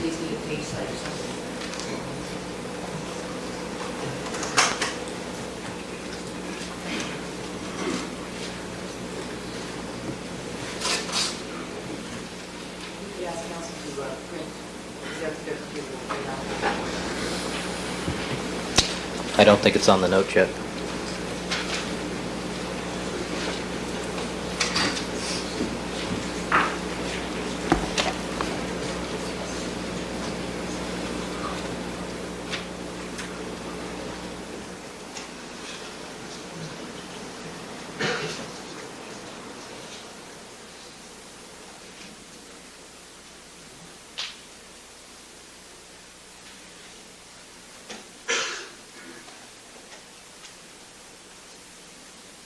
Deal with John. it. This is from his computer. Let me ask you this question. Well, I'm going to overrule the objection at this Thank you. point. Do you recall being asked, this is the day before yesterday, this question by me and giving this response? Question at line 26. How were these clothes recovered, and what is the connection of the bag with the clothes? Answer, once again, they were recovered by Detectives Tippin and Carr. You remember so testifying? I may have. And you went on to say, I wasn't there, I couldn't answer that question, but it was booked in the Vaughn's Pavilion bag along with this envelope. Is that correct? Answer, apparently. Remember so testifying? Apparently. All right, now, is that what happened? No. Pardon? Is that what happened? No, those clothes were recovered by the Goldman family. So you want to change your testimony under oath? If I stated that, then I misspoke. You misspoke? That's correct. So Tippin and Carr didn't recover them? Did not. The clothing was recovered by the Goldman family. And when you were testifying the other day, when you were under oath, you were trying to be as accurate as you could, were you not? I always try to be as accurate as I can. I'm not what you always do. The other day when you The testified. other day, today, always. All right. But you were wrong, right? Apparently I was. And you spell out for us the other day that you do make mistakes, isn't that correct? Just like everyone else, I certainly Well, we're do. not talking about everybody else right now, we're talking about you. You make mistakes, is that right? I certainly do. Overruled. You make mistakes, is that correct? Mr. Cochran, I make mistakes. All right. Yes. And with regard to these theories that you expounded yesterday, you will agree with me, will you not, that with regard to what happened on June 12th in the late evening hours ultimately must be decided by this jury and not by your theory. Isn't that a fair statement? That's argumentative. Well, see if I can restate it. All right. You will agree with me, will you not, that as to the facts of this particular case, that has to be determined. No. I'm Go going ahead. to finish the question. Finish the question. Right. You will agree with me, will you not, that as to the facts of this particular case, the facts in this case must be determined by the jury. It's not the exact same question. Oral. Yes or no? Yes? A truism. Right. Absolutely a truism. Now, well, I'm not asking for her opinion, Your Honor. Right. Well, you got mine. Let's move on. I've got yours. Right. I have to deal with yours, but not hers. Thank you. Now, with regard to your theories, you've been wrong and mistaken in this case before, isn't that correct? You made mistakes in this case? There were mistakes made. Well, I know there were mistakes made, but did you make any mistakes? I believe you just pointed one out in my testimony. Well, there are others, aren't there? What about, let me just ask you this, regarding mistakes. The blood on Miss Nicole Simpson's back, you saw that at the scene, isn't that correct? That's correct. That blood was not preserved, is that correct? That's correct. The coroner did not preserve that blood. So, that was the coroner's mistake, not yours? I'm not pointing fingers as to whose mistake. I think that there's a communication problem, certainly at the very least. Well, as the investigator in this case, if that was possibly important evidence that may have led to the exclusion of Mr. Simpson, do you think that it would have been good to communicate that to the coroner's office so that would have been maintained and preserved and tested? He's talked about communication, Your Honor.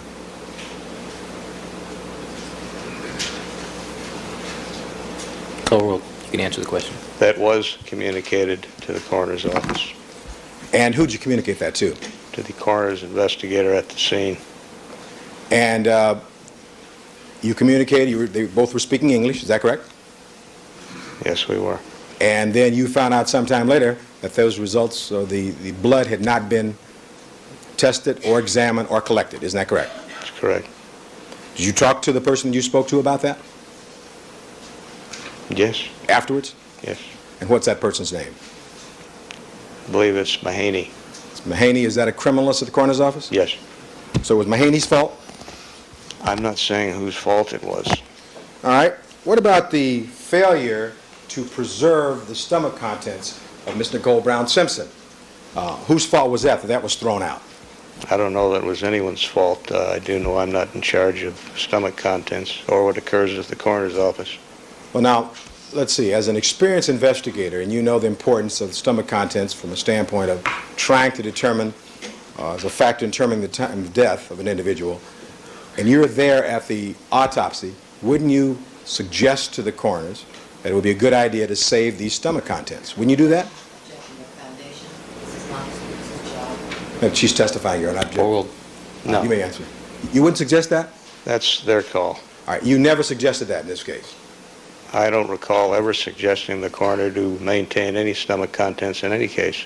Now, you were present when Dr. Goldman was doing this autopsy, is that correct? Yes. Do you understand any logic at all in preserving and saving the stomach contents of Mr. Goldman while not preserving and saving the stomach contents of Nicole Brown Simpson? Oral. I see logic in examining both contents, Yes. and that was done. As far as their policies on preserving stomach contents, I'm not familiar with it. I don't know how long they do that or under what circumstances. I just don't know. Well, now, you've attended more than 250 autopsies in your long career, isn't that correct? No, I don't think so. It's probably more like 150. So 150 autopsies. And in those cases where time of death is at question, isn't it accepted in the community of investigators and criminalists that the stomach contents are one important factor in helping us determine the time of death, sir? Oral. Yes or no? It may be, and it may not be. It's one factor, and it's not an exact factor in determining death, the time of death. But in this case, it was thrown away, so we don't have it at all, and that's the point. Isn't that a mistake? I can't say what's a mistake. I know that it was examined, and to me it would be much more important to examine those contents and make a determination just how full a stomach was. And who as far as examined- retaining those contents, again, I don't know what their policies are. If the coroner's office admits that's a mistake, would you agree that's a mistake since it's their field? Sustained. Now, talking about other mistakes, with regard to your report, which indicated that you booked 2 dimes and 2 pennies, do you recall that? Correct. And in fact, you told us on the stand here you only booked 1 dime and 1 penny. Is that right? I didn't book either. They were booked by the criminalists. I inadvertently wrote down 2 dimes and 2 pennies when in effect it was only 1 dime and 1 penny. Is that a mistake? I'd certainly call it a mistake, yes.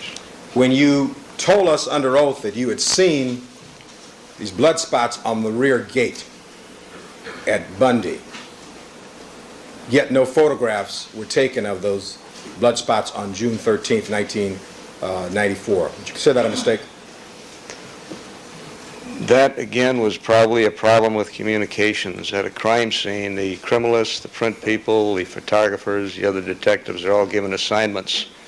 The detective in charge, while responsible for their overall performance, can't follow each technician around and make sure that they do every little thing that they ask of them. So you assign out jobs, and that particular assignment came under the purview of the criminalist. Unfortunately, it was not done. Now I can get back to my question. Was that a mistake that wasn't done? That's the question. Was it a mistake of mine? I didn't ask whose mistake. I said, was that a mistake, Detective Lane? I would call that a mistake, a All right. problem with the communications. In fact, there were photographs taken of some spot on the front gate, isn't that correct, which we saw yesterday? Number 116? I believe so. All right, but they weren't taken of the rear gate, right? That's correct. Now, that was a mistake, but that was someone else's mistake, isn't that correct? You could categorize it as a mistake, yes. Now, you'd agree with me, would you not, that since you are the lead investigator in charge at Bundy of this particular case, some of this falls on your shoulders also, does it not? Certainly.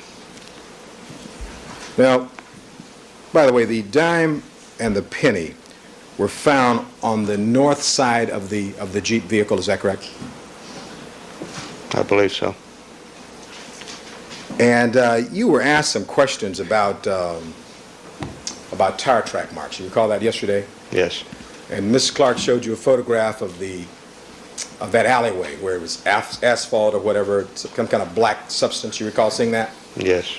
Now, the area, however, where the tire track marks were was not in the alleyway. That was a different kind of material behind the garage area of Miss Nicole Brown Simpson's residence. Is that correct? There were tire tracks All right. on that area, yes. And I want to show you 2 photographs in sequence and ask you some questions about it. We're going to show the court pleases fence 1032 and fence 1033.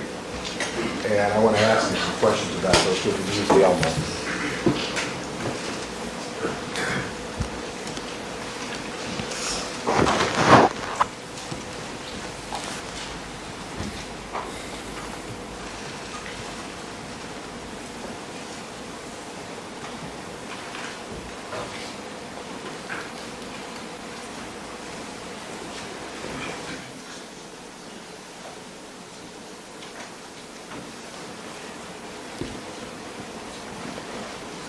First of all, can you see we tried to place them in juxtaposition to each other and sequentially they're on the Elmo now too. Can you see what appear to be...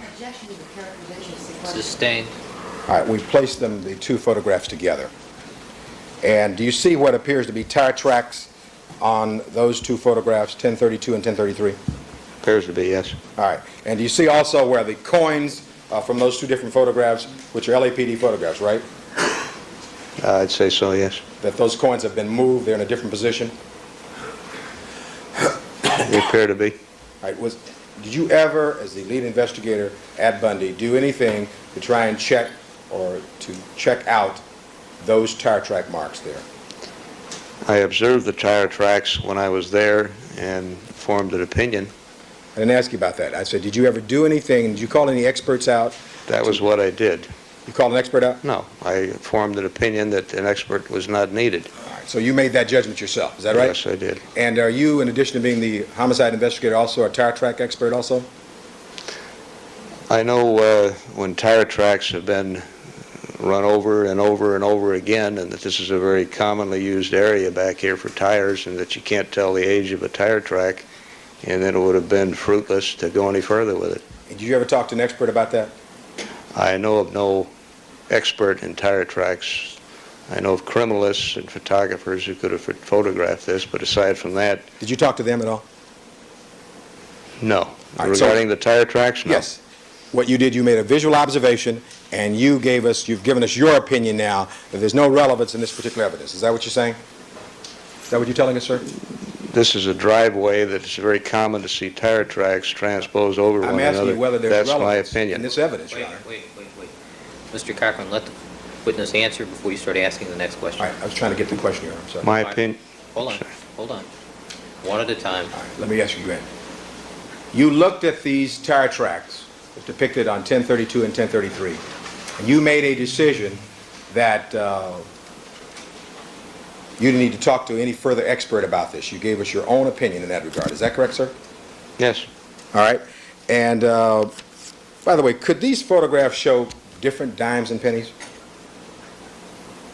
Could they show different? Yes. Are those different dimes and pennies, or are those the same, if you know? They're in a different position, so I can't say for sure. But you told us you only booked one dime and one penny, right? The criminalist booked 1 dime and 1 penny. Right. But what did you see out there that night? My recollection is 1 dime and 1 penny. But you wrote 2 dimes and 2 pennies, is that right? I wrote 2 dimes and 2 pennies incorrectly. I observed 1 dime and 1 penny in the driveway. Can you tell us, in looking at the monitor, whether or not there are tread marks under these coins? I can't see under the coins. And could you tell whether or not there were tread marks over the top of the coins? Doesn't appear to me to be. And you saw that you did it with your naked eye, did you? I observed the coins with my naked eye, yes. All right, these photographs that we're looking at, 1032 and 1033, were taken while you were there or at some later time, if you know?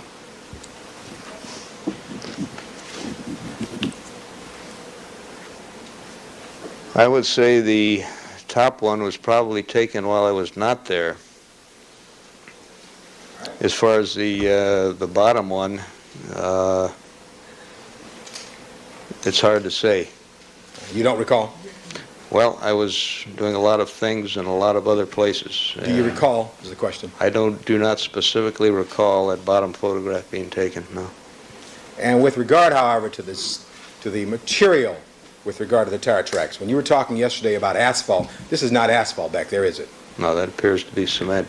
Some kind of cement, is that correct? That's correct. All right.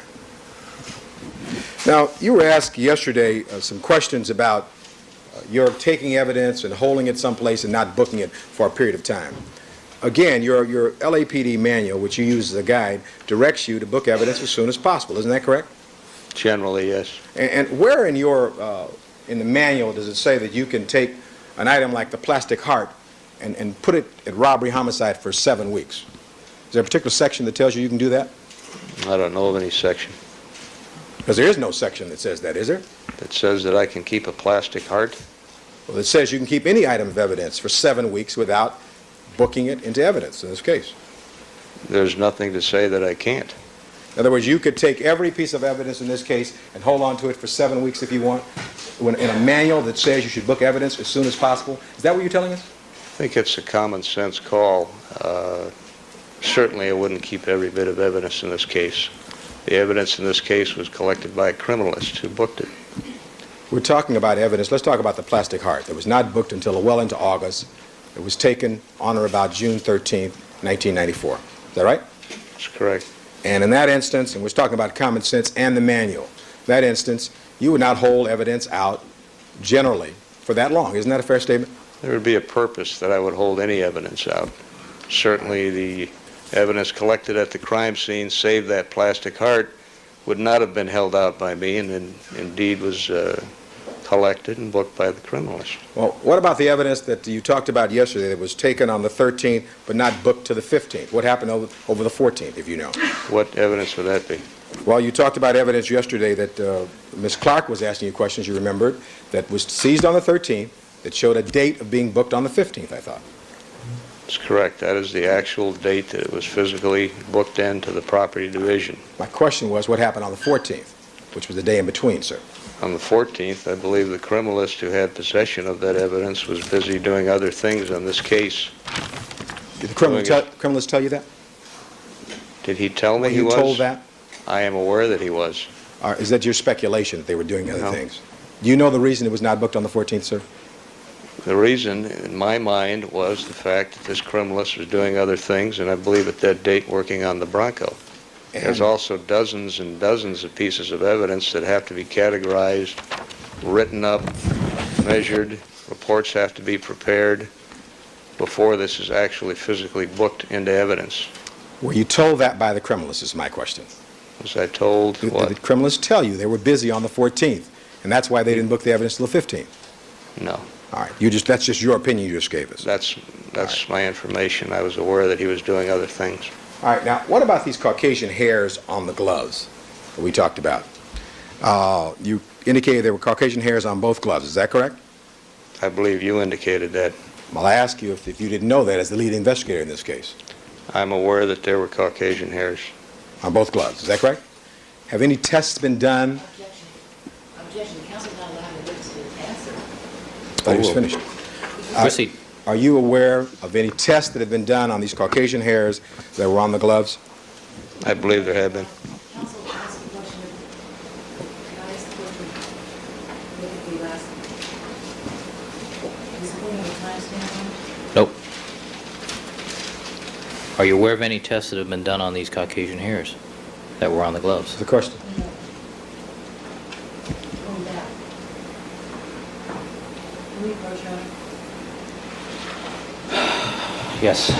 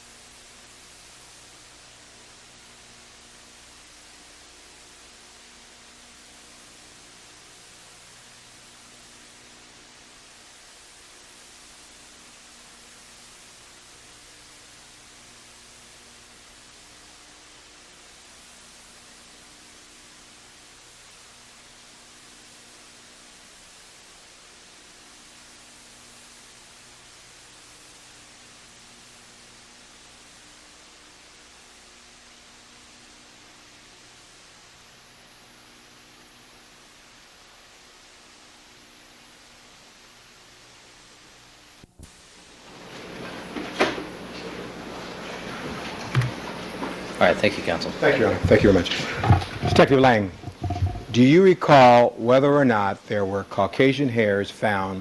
Let's take first the glove on Rockingham. I believe my information was that there was, in fact, a Caucasian hair in that glove. And were any tests conducted, hairs that may or may not have been on the Bundy glove? No. Your same answer as before? Yes. Now, did I understand your testimony yesterday to indicate that you had someone bring you the glove that was allegedly found at Rockingham over to you at Bundy? Did you so testify yesterday?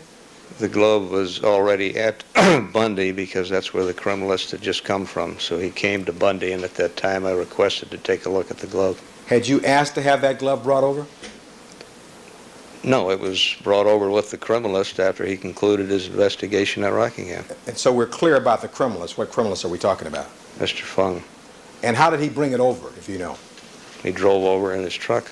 And, well, other than by the truck, where was the glove when you first saw it? In a brown paper bag. And was anything else in that bag? I don't recall seeing anything else in the bag. And you told us yesterday how you examined this particular glove. Do you recall that? No, I believe I just said that I looked at it briefly, and then we went over to the truck and I examined it further at the rear of his truck. All right, let's go back. Where were you when you first saw the glove that allegedly had come from Rockingham? Where were you in relation to the Bundy location? I was at the rear of the criminalist van. And what time was this? Yeah, I could only estimate. Your best estimate, what time was it?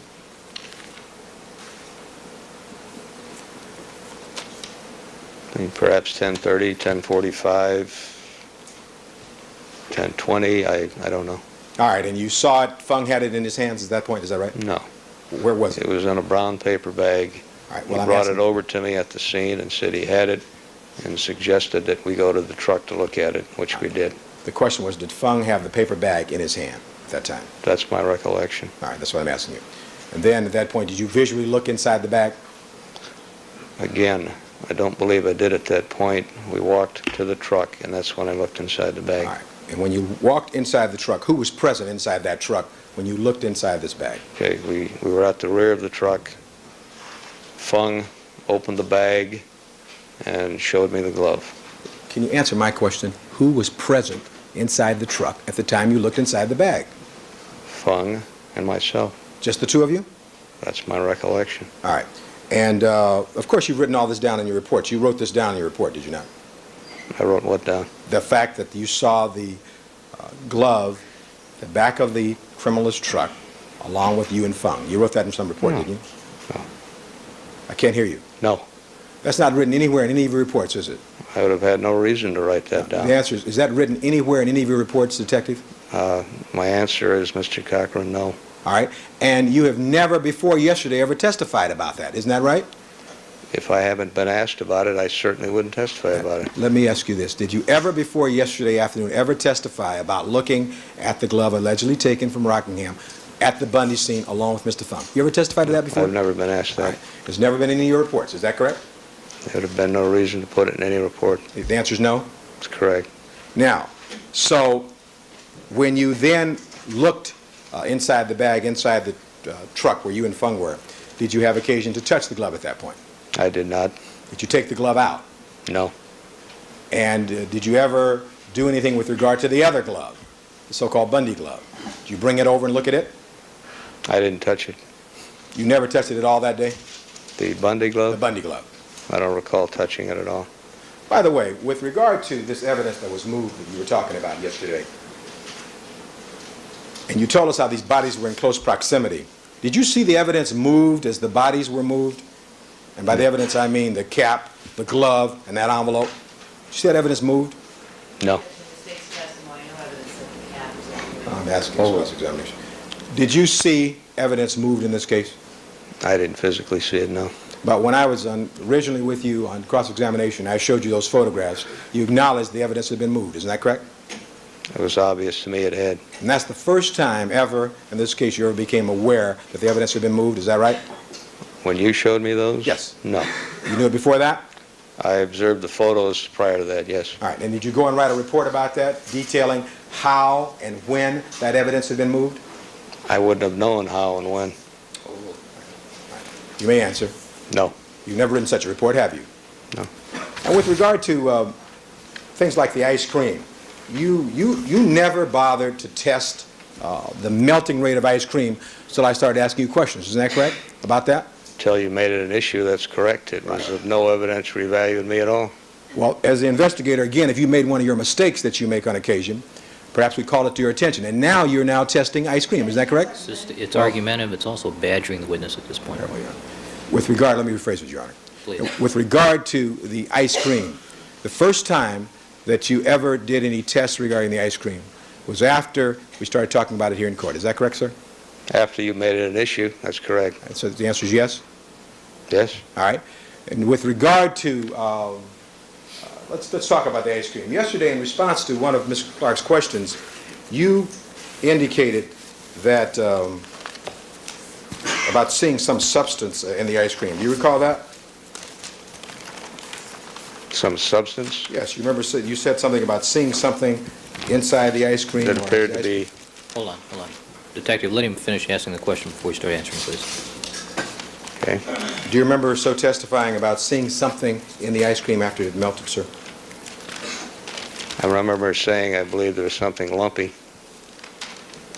And do you recall being asked questions about that earlier, about the ice cream, in my examination? When I asked you some questions about that. Yes.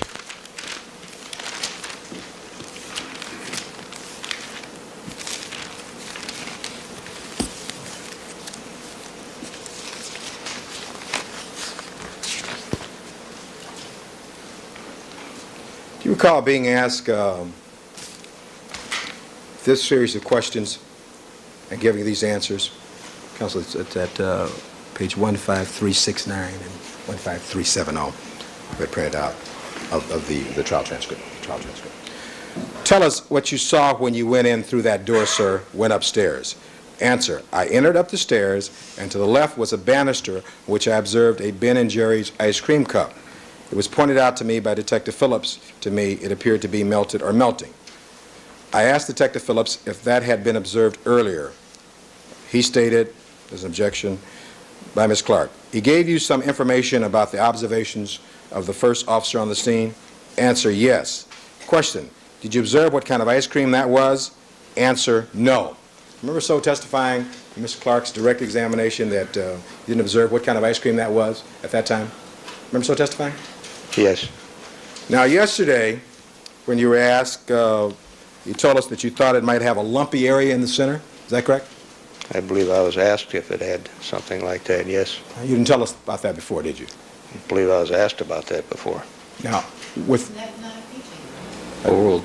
now, with regard to your investigation into the ice cream and the type of ice cream, when did you start that investigation? As to the melting rate, I believe it was last week, perhaps the week before. The week before, meaning, let's look at the calendar. Which week are we talking about? The week of February the 20th, sir?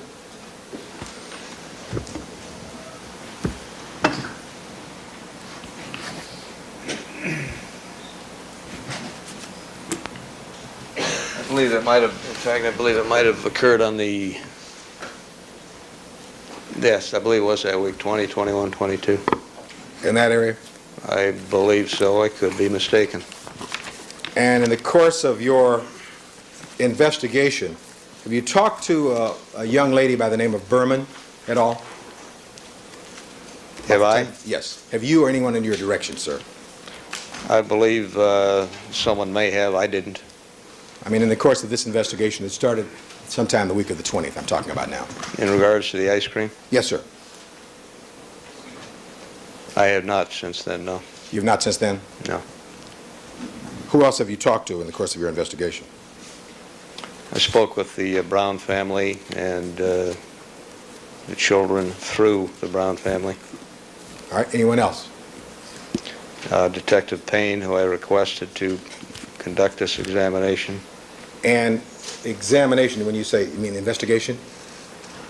As to the ice cream, the examination of the melting rate of chocolate chip cookie dough. So you had him go out and buy some chocolate chip cookie dough and then try to see how long it took to melt? Is that what you did? Essentially, that's what we did, yes. Were you present when Detective Payne did this? No. Were you able to ascertain how many members of the Brown family on that particular night purchased ice cream? I was told how many purchased ice cream. You were told that by the Brown family? That's correct. Brown family. I'm sorry. The Brown family? Do we have any Brown family members present in the quorum? All right. Proceed. All right. In regard to Detective Payne, just a second here.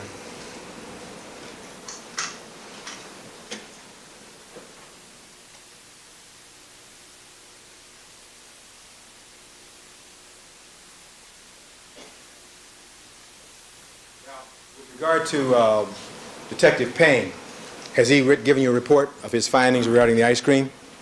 I have photographs. And in those photographs, are they taken in a sequential fashion so that you are able to determine how long this particular ice cream would take to melt? Is that right? Yes, in 5-minute increments. All right, and you found out that that particular ice cream would melt in a little more than an hour, isn't that right? Approximately an hour and 15 minutes under those conditions. So if that ice cream was solid at 11 o'clock, someone was eating at 11 o'clock, you would expect that it would be melted then by about 12:15 or thereafter. Is that correct? Or in a melting state? Not if it had been placed in a freezer. Well, I didn't ask you that. I asked you whether if the ice cream was eaten by somebody at 11 o'clock and it was seen an hour and 15 minutes after that, you would expect it would be melted. Isn't that right? Under your test? I'm asking. Sustained. Basis, Your Honor? Foundation. All right. Speculation. Okay. Now, with regard then to this ice cream, you were able to find out that this ice cream would melt in about an hour, hour and 15 minutes, testing it in 5-minute intervals. Is that right? Under the conditions that we had, yes. Now, if Risky found the ice cream still melting at 12:40 a.m., and you extrapolate backwards, would that mean that the person may have been eating that ice cream as late as 11:15, 11:30? I couldn't say. All right, well, you have this test from Detective Payne, don't you? Well, I have this test, but this test isn't the definitive answer as to melting ice cream. If you had placed this ice cream in the freezer and refroze the ice cream, it would change everything. Well, do you think someone placed this ice cream in the freezer when you know, in fact, that the ice cream was found on the banister where it was when you found it, sir? I don't know when it was last frozen. It may have been placed in the ice cream prior. I don't know. I see, sir. All right, at any rate, your investigation on the ice cream continues. Is that correct? That's correct. And you're doing other investigations also, isn't that correct? That continues, that you've started after this trial, isn't that correct? We get information on a daily basis, and we conduct this investigation on a daily basis. Everything is ongoing. Do you ever investigate any clues that lead away from Mr. Simpson? Have you done that? Yes. All right, what clues have you conducted? We have just a moment, Your Honor. Maybe approach for a second. Sure.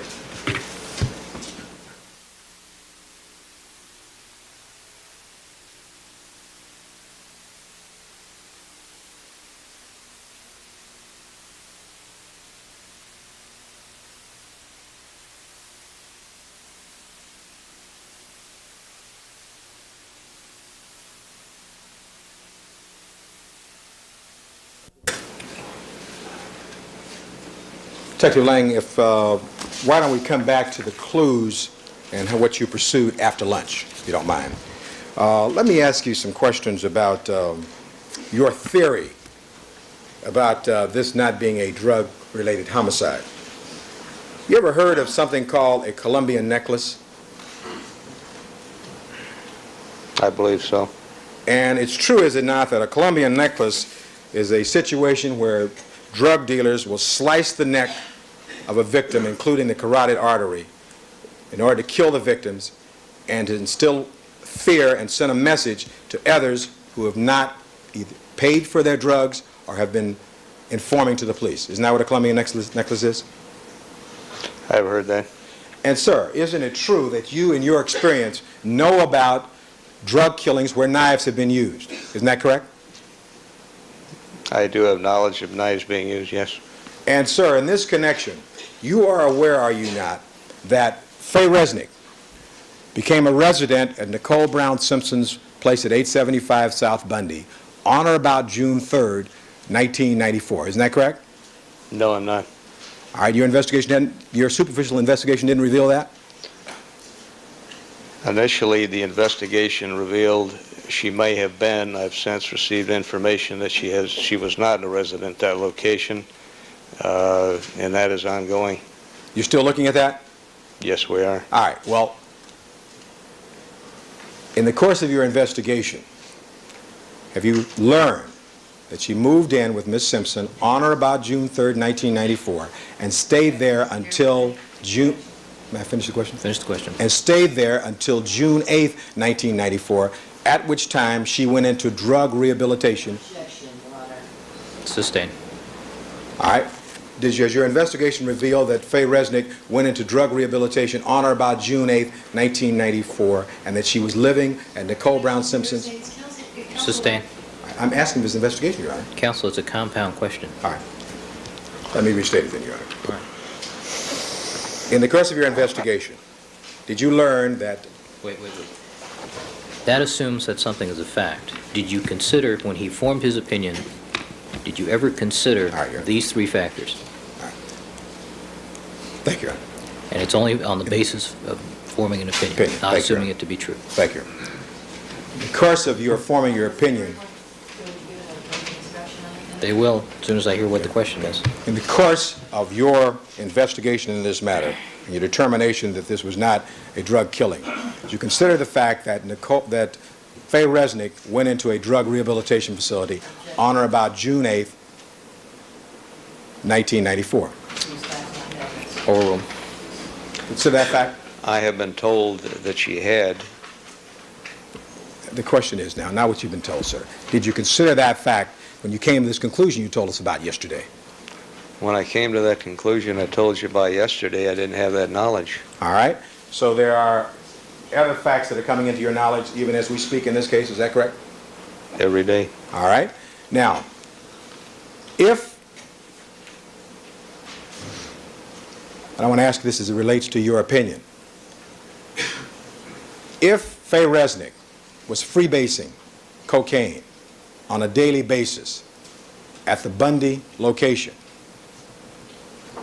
so much so that she had to have a drug intervention by June 8th of 1994, and you learned that to be a fact, would that change your opinion about this possibly being a drug-related killing? If I had that information, that would probably be a consideration if I had no other direction to go. All right? And if you found out that as she used this cocaine and was freebasing on a daily basis, she had no job by which to pay for these drugs, would that be a factor that might bear upon the opinion you gave us yesterday?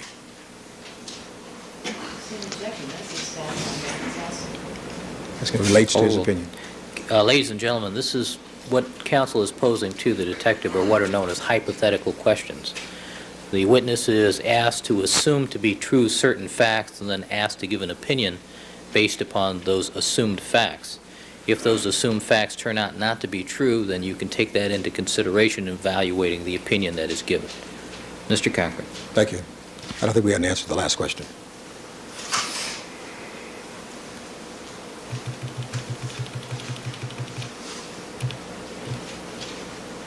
Do you want the question read back for you? I think I understand it. If I had been pursuing that line, that certainly would be a factor I'd look at, yes. And you understand that when individuals get drugs, they sometimes will pay for them in cash, sometimes they get them on consignment, isn't that correct? I've heard of that. And in your experience as an experienced police officer, when people are given drugs, the drug dealers or the people who give those drugs want to be paid, isn't that correct? I would assume that. And sometimes in your experience, you know that when drugs are not paid for that have been gotten and used, there are repercussions, isn't that correct? Certainly. And hence, sometimes, and that's why you've heard this term, Colombian necklace, isn't that correct? I've heard that term, not necessarily in connection with every murder I've ever handled. Well, it can also be for payback for not having paid for drugs, isn't that correct, though, sir? I suppose it could be. And in the course of your investigation, if you were to learn that Faye Resnick was in this drug treatment facility on June 12th, 1994, and that she, in fact, called Ms. Nicole Brown Simpson that evening from the drug treatment facility, would that be a fact that you might find relevant in the course of your investigation and your opinion regarding whether drugs were related in this matter? Again, if I were pursuing a drug-related homicide, that would probably come into play, yes. And would it be relevant to you if you were pursuing a drug-related homicide that Ms. Nicole Brown Simpson was present at the intervention in which family and friends of Faye Resnick, including Nicole Brown Simpson and her former boyfriend, Christian Reichard, insisted, because of the state of her freebasing cocaine, that she go and get some help that same night and leave Nicole Brown Simpson's residence? Would you consider that as one of the factors if you were pursuing this as a drug-related homicide? If I were pursuing it as a drug-related homicide, I would probably want all of those factors, yes. In other words, as an experienced investigator, you'd want to know all of those things, and you'd want to determine what bearing, if any, they had. And that would be more than a superficial investigation. Isn't that correct? If it led in that direction, certainly. Very well, Your Honor. Maybe we stop at this point. All right, ladies and gentlemen, I have a couple of matters I need to take care of out of your presence. I'm going to excuse you for lunch now. Please remember my admonitions to you. Don't discuss the case amongst yourselves. Don't form any opinions about the case. Don't conduct any deliberations until the matter has been submitted to you. Do not allow anybody to communicate with you with regard to the case. All right, let's excuse the jury, and let me see Mr. Walsh and one counsel from each side at the sidebar, please.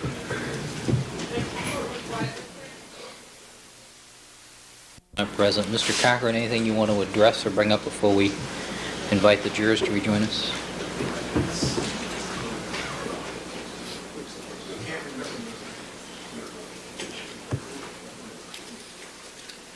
And Mr. Robertson, would you ask if Mr. Hodgman will be down here at 3:15 so we can clear up some of those things?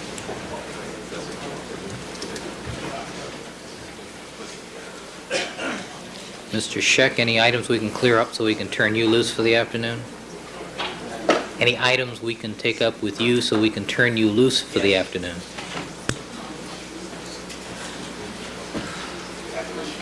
He mentioned he wanted to... We submitted a letter to the court with the transcript of yesterday's testimony with the witness and some of the colloquy, and made a proposed curative instruction.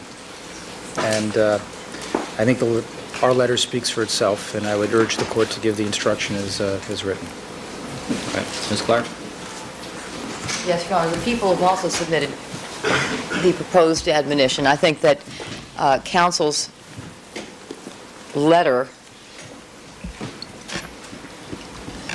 is an extreme exaggeration of both the importance and the impact of the question and answer that are an issue, and the requested admonition goes far beyond the pale of anything necessary. We all know this testimony is going to occur. This evidence is going to be presented. Counsel's proposed admonition makes it sound like there was a devastating thing that occurred in court yesterday, and that's not the case. That's simply not the case. I think that if anything is at all required here, it's that the answer and the question be stricken, period. All right. Thank you, counsel.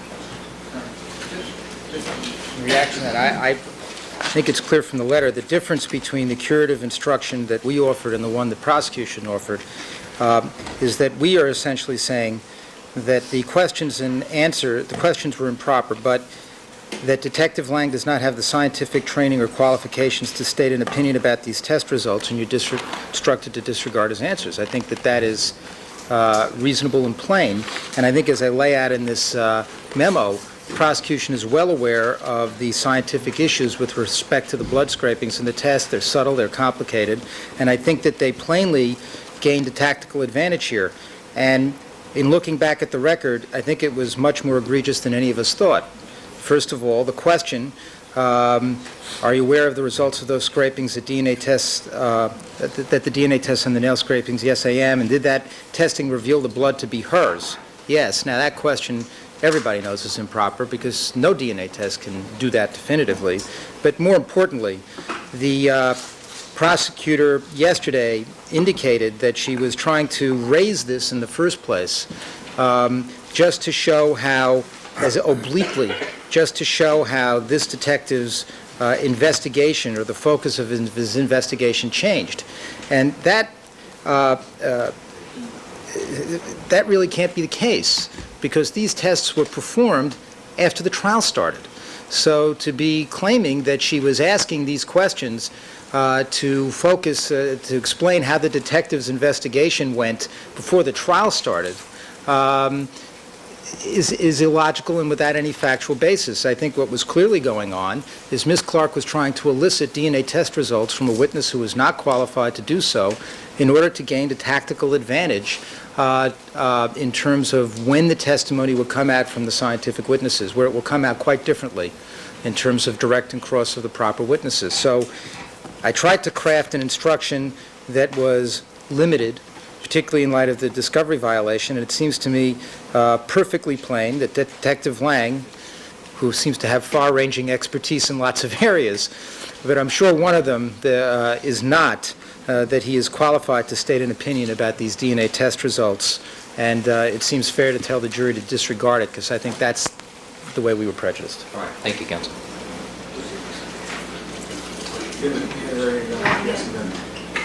If you feel compelled. Only that the curative instruction requested is inappropriate. The question was neither inappropriate nor improper. The only issue was discovery. I, in good faith, believe that they knew of these results, and that's really the issue I thought the court was addressing. And Mr. Detective Lang did not offer a scientific opinion of any kind. He simply indicated it did not change the focus of his investigation. And that had to do with the impact on his state of mind, the issue as to rush to judgment, the issue as to his theory of the case, which is continuing to be a line of cross-examination that is being engaged in by counsel. Obviously, the response to that line of questioning is there's a wealth of physical evidence that indicates that these are not drug-related killings, that this is not the result of some Colombian cartel or some mafia killing. And that's what this line of questioning goes to. It was opened up on cross-examination when counsel began to ask about drug-related killings and other motives. And in response to that, the people were appropriately entitled to say what led you to file and what leads you to conclude to this day that you have made no mistake in requesting the filing in that manner. And I mean, that's the big picture. That's where this all fits in.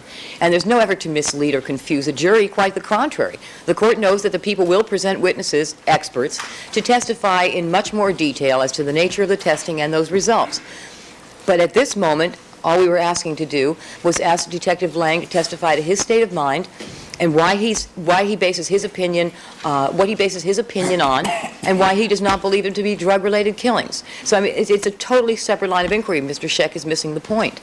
What the court, I thought, wanted to address was what turned out to be a discovery issue, which the people were, I was not aware it was a discovery issue, knowing that the defense expert was standing over their shoulder literally when the testing was done. I think I'm entitled to believe that they would know what those results were, and I'm not so sure that they didn't. Nevertheless, I understand the court's concern. That's why, at best, the court should instruct the jury to disregard the question and answer and advise them that that subject matter will be taken up by the expert witnesses at the appropriate time. Right, And I think thank that more than adequately covers the situation. All right, thank you, counsel. I think we've exhausted our discussion on this. All right, Mr. Cochran, you had one other matter that you broached before we broke. Yes, just an area of inquiry, briefly, Your Honor. With regard to the prosecutor elicited some testimony that this detective had followed up all of these leads and clues and everything. And I think the question I pondered or proffered was whether or not he'd followed up any clues or leads that had pointed toward Mr. Simpson's innocence, and I wanted some documentation of that. That was the area we were looking at, just briefly. All right, I had sort of anticipated you were going to launch into a litany of 450 leads that were otherwise. No, Your Honor, I mentioned to the court yesterday, you should never presuppose anything with regard to me. I think that I'm perfectly capable of telling the court that's all I'm planning to do. And that's what I wanted to ask. I wanted to ask him about it. In fact, we can ask him now. All right, then I misunderstood Yeah, that's how the import I of your comment. Sure. All right, Right. then let's proceed. May I approach, Your Honor, with the witness a minute? Sure. With regard to that? Thanks. Ms. Clark?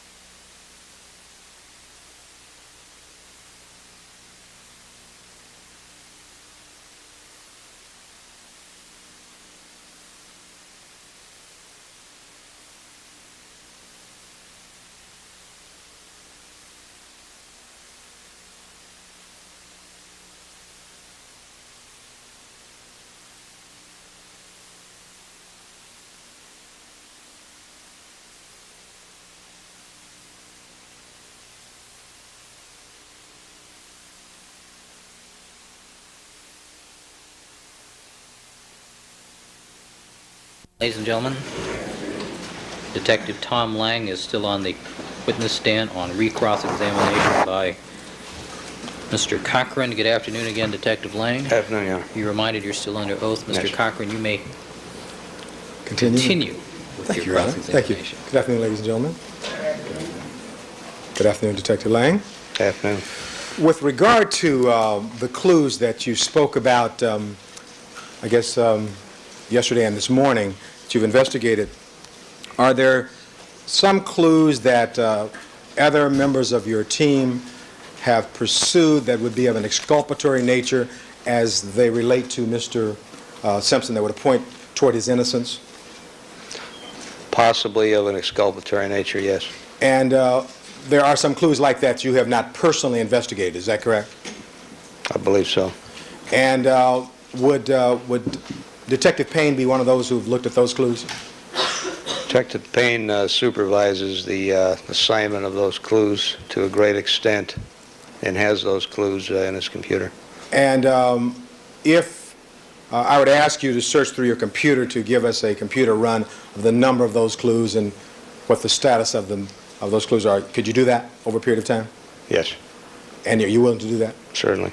And do you have a ballpark estimate of how many such clues there are now pending? I would have no idea except to state that they've all been turned over to you. I haven't reviewed personally each and every one, so I don't have any idea. And in that connection, as I understand your testimony, those clues regarding innocence or whatever come in pretty much on a daily basis, is that correct? Clues in this case? No, not necessarily. All right, but let me rephrase it. You still get clues in this case on a daily basis, isn't that correct? Practically. And so the investigation in this case will and must continue because of that, is that correct? That's correct. All right, and so you'll try to get that for us, and if we can finish you today, you can perhaps bring that back at some later time, is that correct?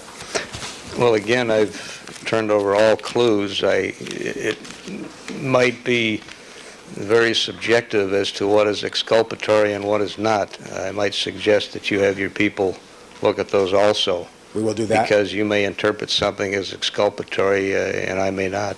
Okay, So I really don't know. one person's exculpatory may be another person's inculpatory, is that what you're saying? Certainly. All right, we'll make that judgment, but you'll give us what you have, is that correct? We'll make that attempt, but again, I don't know exactly what you're asking for. All right. Well, I appreciate you doing that. Now, with regard to the subject of ice cream, you said yesterday that photographs tend to memorialize what's at the scene, and that seemed to be a fair statement. And in this instance, you did not take any photographs of many of the things that were in the interior of that residence, isn't that correct? Or That's have them correct. taken? And we've established previously that you didn't take any photograph of the ice cream, right? That's correct. Now, with regard to that, have you personally or anyone in your direction talked to a young lady, I believe is 8 years old, thereabouts, whose name is Rachel Berman? I don't know if Rachel was spoken to or her mother. I believe her mother was. All right. And with regard to the kind of ice cream that you had the detective do a test on, I think you told us that was some kind of, what ice cream was that? Chocolate chip cookie dough. All right, and were you also, did you run any test on an ice cream flavor named Rainforest Crunch? No. Did you have information that Miss Nicole Brown Simpson that night had, did you have information that night? May I finish the question, Your Honor? Yes. In the course of your investigation, did you have information that on the night of June 12th, 1994, Ms. Nicole Brown Simpson purchased an ice cream called Rainforest Crunch? No, my information was the chocolate chip cookie dough, and I believe there was a chocolate chip. And so your answer is no, you didn't have it, it was Rainforest Crunch? That's correct. So have you, in your voluminous materials, do you have any statement, or have you read a statement from Rachel Berman, who apparently was with them that evening? Have you read that statement? And- Oh, well, Read a statement from Rachel Berman? As to what kind of ice cream they purchased when they went to Ben & Jerry's? No, I received that information through the Brown family as to what All right. each one of the three children purchased. All right, would you think it would be helpful from the course of you strike that. In your investigation, you learned, did you not, that the Brown family themselves were not with Ms. Nicole Brown Simpson and the children and Rachel Berman when the ice cream was purchased. Did you not find that out? They just left them when they walked across the street. That's correct. So they weren't with them.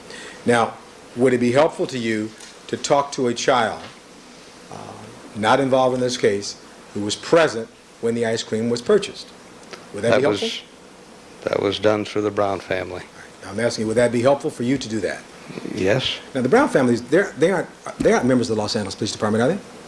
I was advised by the Brown family that I could not talk to the children, that they were under the care of a child psychologist, and so I respected that. I understand. You told us that yesterday. I'm asking you now about Rachel Berman, not the Simpson children.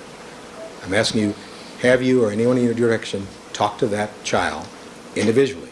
As to the ice cream, Yes. no. Again, that was done for the Brown family. Well, as the investigator, would it be helpful to you to talk to a child who was present, sir, and find out about the ice cream? Yes. Did you find out at any point that, let me ask you this, did you find out at any point in the course of your investigation that the flavors purchased were Rainforest Crunch? Did you ever find that out? I don't recall Rainforest Crunch. All right. Did you find out that one of the flavors purchased was chocolate fudge? Yes. Did you find out one of the flavors purchased was cookie donut? I believe it was cookie dough. My information was 1 chocolate fudge and 2 cookie doughs. All right, but you've not talked to Rachel Berman yet, right? I have not talked to Rachel Berman. Now,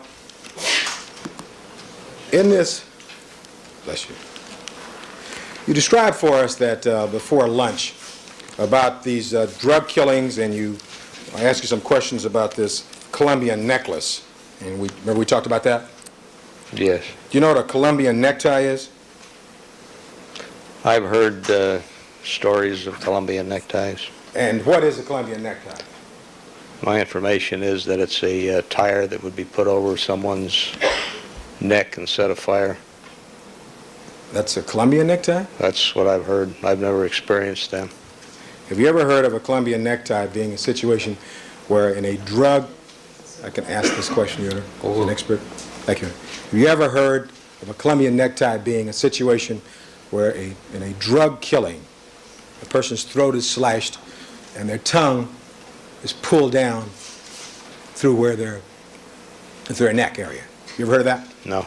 All right. What you talked about was a necktie that used in South Africa, isn't it, where tires are put over someone? I thought that's what you were referring to. No, we're talking about Colombia, not South Africa. Well, I don't know where these things occur. The All right. only necktie reference I've heard is with the tire. All right, sir. Now, you were the detective on the Wonderland case, isn't that correct? That's correct. And was that a drug case involving Yes. drugs? Was that a drug case that involved knives? No. Was it a drug case involving killings? It involved killing, yes. Was there a knife involved in that case at all? There were no knives involved in Laurel Canyon, no. But in that case, there was a drug killing that resulted, which you investigated, is that correct? There were several. There were 4 of them, yes. And how long ago was that? That was in July 1st, 1981. 81.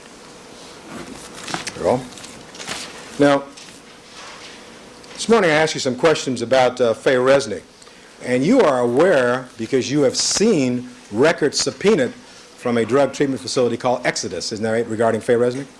You've seen those records, haven't you? I don't recall seeing any records like that. You're the lead investigator in this case, and you've never seen any records from a drug treatment facility called Exodus? Faye Resnick became a witness after this case was filed and dealt with the district attorney's office, and I wasn't present for those interviews. I understand all that, but have you ever seen those records from Exodus? Again, I don't recall ever seeing those records. Have you had occasion, in the course of your investigation, to have a review of this book allegedly written by Faye Resnick? I have read the book. You have read the book? Yes. And when did you read the book? Shortly after it came out.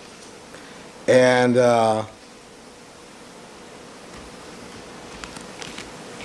in that book, after reading the book, if it's to be believed, you became aware, did you not, that Faye Resnick had had a history. Can I finish the question? Finish the question. Became aware I finished the question. All right, why don't you push the clerk, please?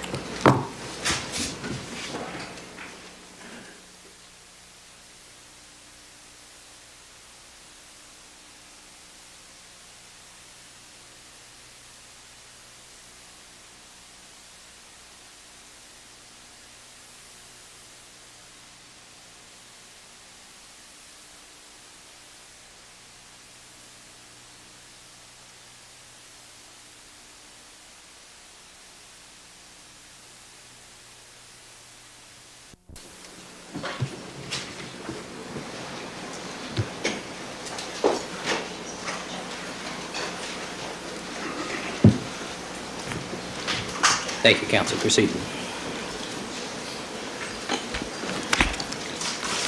Detective Lang, in the course of forming your opinion, this was not a drug-related, these were not drug-related killings. Did you take into account in forming that opinion whether or not Faye Resnick had moved in with Ms. Nicole Brown Simpson on June 3rd, resided there until June 8th, at which time she went through an intervention with friends and family into a drug treatment facility called Exodus, where she was still in on June 12th, 1994. Initially, I didn't have that information. Subsequently, I received information she did not, in fact, move in with her permanently. I didn't ask if she moved in permanently, sir. Can you get back to my question, if I can? Let me see if I can get it back to you so you're clear. The question was, would, if she lived there from June 3rd through June 8th, whether permanently or not, but during that time frame, and on June 8th, she went into Exodus, the drug treatment facility, and on June 12th, she was still in that drug treatment facility, would that have affected your opinion regarding whether or not this was a drug, possibly a drug-related killing? Did not have that information. All right. You didn't have the information. We understand that. Now, if you had that information, would that be something that you would want to check out? If I felt that there were drugs and this was a drug-related murder, certainly. But All right. that wasn't the evidence that I had, and that wasn't the path that I pursued. I had nothing to lead me in that direction. I understand. You've since said you found out information since this happens, and you've told Ms. Clark, did you not, that investigations continue, sometimes even when the case is going on. Isn't that correct? That's correct. Up to the minute this jury gets this case, the investigation may very well continue. Isn't that correct? May well beyond that. All right. And as a good investigator, don't you continue, and don't you, as an investigator, try to develop evidence as it comes forward? Isn't that correct? If it comes forward, I certainly do. All right. You don't turn a blind eye on evidence just because it might point toward Mr. Simpson's innocence, do you? Just the contrary. All right. So you would follow any particular lead, and any such lead regarding possible drug involvement would be important to you as an investigator. Isn't that correct? If I felt that this case involved drugs or drug dealers, it would. The fact is, it doesn't. All right. Well, I'm asking you, you said there's new information that you have afterwards, so that you've already made a conclusion in this case that no matter what you heard about drug involvement or Faye Resnick, you don't plan to look into that. Is that what you're saying to us? No. The fact that the victim may have a friend who uses drugs, and in light of no other evidence in that regard, has very little consequence to me. The fact that every bit of evidence that I have in this case points towards the defendant has a lot more to do with this. Every bit of evidence you have, is that correct? That's correct. All right. Well, so that you have made your own judgment. In fact, in this case, you submitted this case to Ms. Clark for filing, did you? Yes, I did. So you submitted for a filing on June 17th to Ms. Clark, right? That's correct. And then she then filed this case, right? That's correct. And before you submitted this case, you had heard or seen Ms. Clark on television saying this was a sole murderer case. Isn't that correct? You'd heard that, hadn't you? Objection, Your Honor. It's hearsay. Just Well, did you ever hear Ms. Clark say? though it's a question. There's no answer. Did you ever hear Ms. Clark say, or you were present, this was a sole murderer case? That's all. I'm going to sustain the Clerk. court's own objection. That's irrelevant, what he heard Ms. Clark say. Well, when he gives this theory, I have a follow-up Well. question. All right. At any rate, when you filed this particular case, and you told us this theory was a sole murderer, was that your theory or Ms. Marsha Clark's theory? My theory has always been there is one murderer. Was that your theory or Ms. Marsha Clark's theory? I don't know what her theory is. I believe her theory is the same as mine. And you've discussed that with her, have you not, during your many conversations? As to the one-person theory? Yes. It's been brought up. All right, and when you discussed it and you went over your testimony last week before you testified yesterday, you talked about that, didn't you? The fact that we believe there's one murder? Now, talked about the one murder theory, yes. Yes. All right, and you were prepared when she asked you those questions yesterday, isn't that correct? Yes. Now, in that connection, you told us that you read Faye Resnick's book, right? That's correct.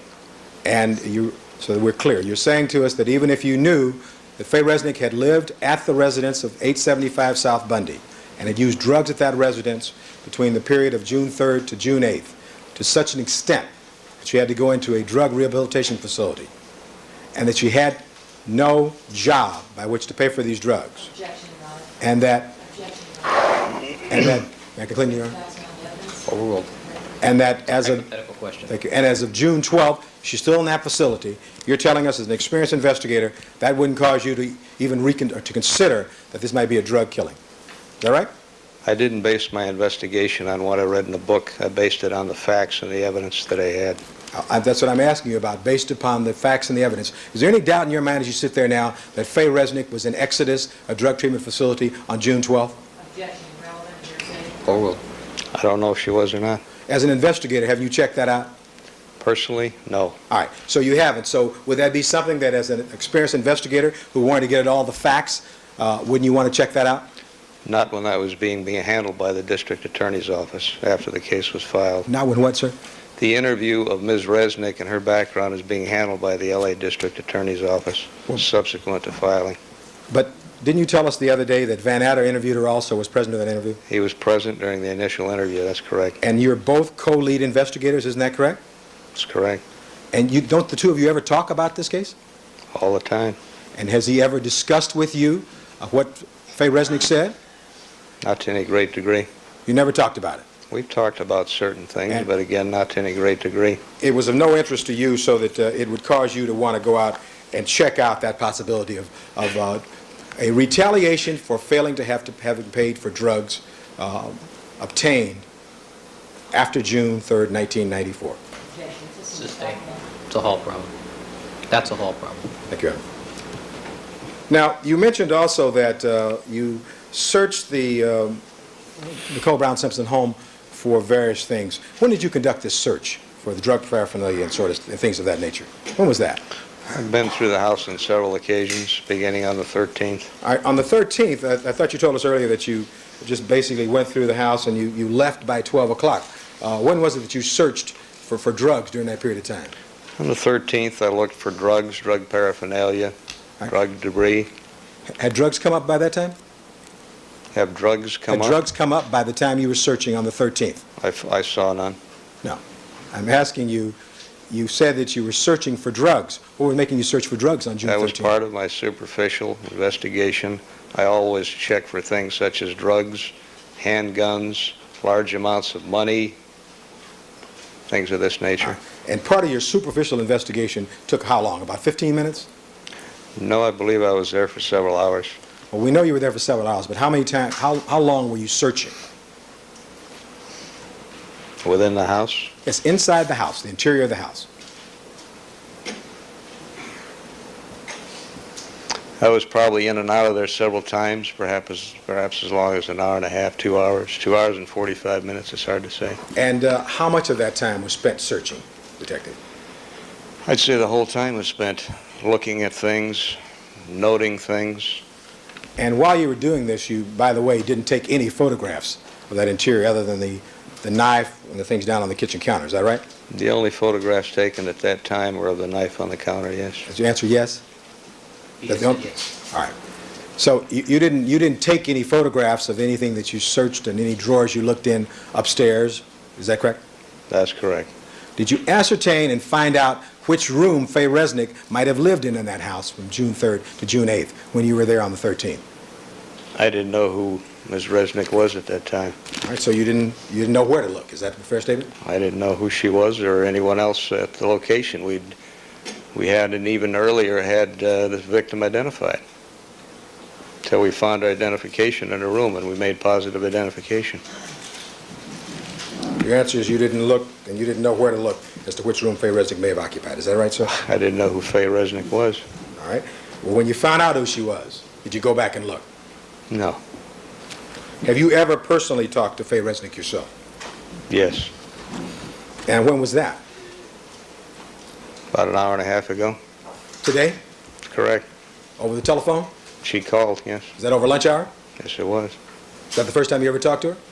Other than in passing and greeting, yes. You were not present when she was interviewed before, is that right? That's correct. Now, as I understood your testimony this morning, did you indicate that you cannot tell us which of the two individuals in this case were killed first, neither Mr. Goldman or Ms. Brown Simpson? Is that correct? That's correct. And with regard to Mr. Goldman and the fight that he put up prior to losing his life, Dr. Erwin Goldman, Goldin, is the forensic pathologist who did the autopsies in this case. Is that correct? I believe it's Ulden, Dr. Golden, yes. Goldin? Yes. All right. He is the doctor, the expert. Is that correct? He's the pathologist who performed the autopsies. And you were present, and you've seen him testify at the preliminary hearing and other times in this case, have you not? Yes. And do you recall Dr. Golden describing the bruises and abrasions on Mr. Goldman's knuckles as follows? Counsel, is from the preliminary hearing, page 96. Question, and in general, as in brief, how would you characterize those wounds? Answer, basically there are multiple abrasions involving the forearm, including the outer or lateral aspect of the forearm, where there are multiple abrasions. That means scratches. Some were not scratches. They were irregular in configuration. On the top of the hand, there were fresh bruises, abrasions, on the knuckles. And I went into detail on which fingers and which knuckles. Remember him so testifying? No. You don't remember that? I don't have an independent recollection. All I'm right. not saying it didn't happen. Would it be helpful for you to read it yourself? No. All right. There are abrasions, bruises. I will look it up here. Oh, There are abrasions. hearsay at this point. Sustain. Yeah, this is with regard to exception. May I approach? It's not hearsay. With regard to this one, is this his expert? Nope. Sidebar.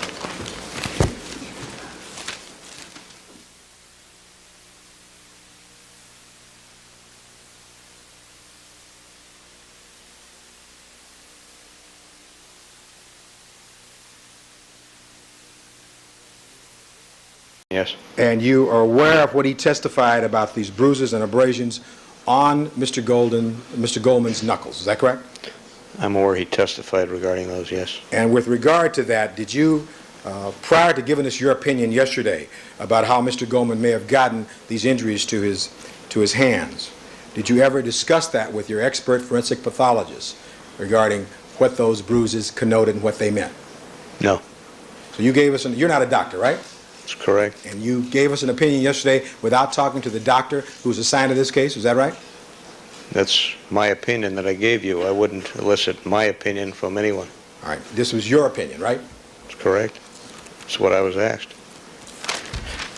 Now, with regard to whether or not these killings were done by one individual, again, at the preliminary hearing, did you have occasion to listen to Dr. Golden and his testimony of whether or not he believed there may have been two knives involved or used at the time? Well, Sustain. let me state it this way. Did you hear Dr. Golden's testimony about the number of knives that he found may have been used at the time of these killings? At the preliminary hearing? Same question. Same question. If he heard the testimony of Dr. Golden, yes or no, did he consider that? All right. Did you hear the testimony of Dr. Golden, again, at the preliminary hearing? Yes. And did you consider that testimony as it relates to weapons prior to forming your opinion that you gave us yesterday? Yes. And did you discuss that testimony with Dr. Golden yesterday before you gave us your opinion about the number of weapons involved here? I didn't discuss it with him yesterday. I have discussed the one or two weapon theory with Dr. Golden. You've done that in the past? Yes. Can you tell us when was the last time you discussed that with Dr. Golden? Well, strike that. Did you discuss it with him after the preliminary hearing? I believe it was after, yes. Did you ever discuss it with him before the preliminary hearing?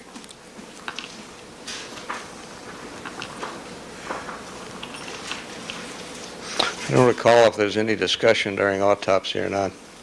Did you write a report based upon your discussion with Dr. Golden? I wrote a report, notes initially at the autopsy, yes.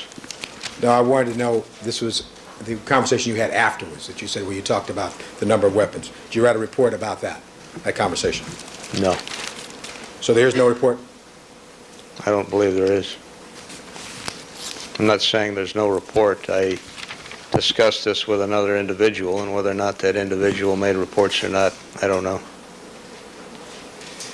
In the course of your investigation, did you find any debris or any bark from a tree or anything of that nature on Mr. Goldman's hands or on any portion of his body? I did not personally examine his hands. All right, that's your answer. Did you find anything of that nature? I didn't examine his hands, so I didn't find anything. If you were to see a photograph of his hands, would you recognize that photograph from the autopsy at all? If there was some identifier, perhaps, I couldn't just identify a hand, no. All right, you were present at the autopsy and you observed these things, did you not? That's correct. Now, with regard to the hands of these two individuals, was it your testimony yesterday that never in your experience as a homicide investigator have you ever bagged the hands of a victim other than in a circumstance where there was a gunshot wound? Is that what you said? My experience has been that we bag the hands of gunshot victims. Okay, you told us that, and from a standpoint of good forensic procedure, and have you read books on this subject at all? On what, bagging hands? Bagging hands and saving trace evidence.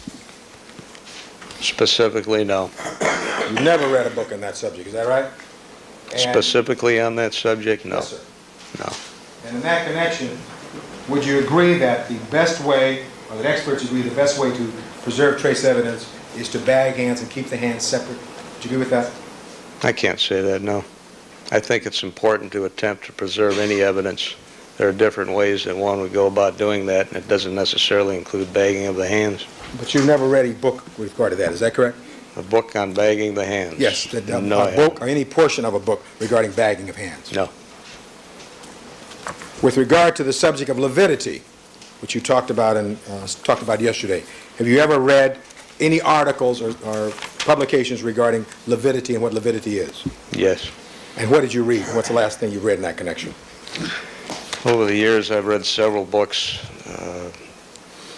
I've read criminal investigation, homicide investigation,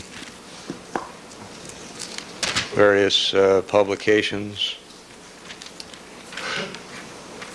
Do you know what the term blanching is? Yes. And what is blanching?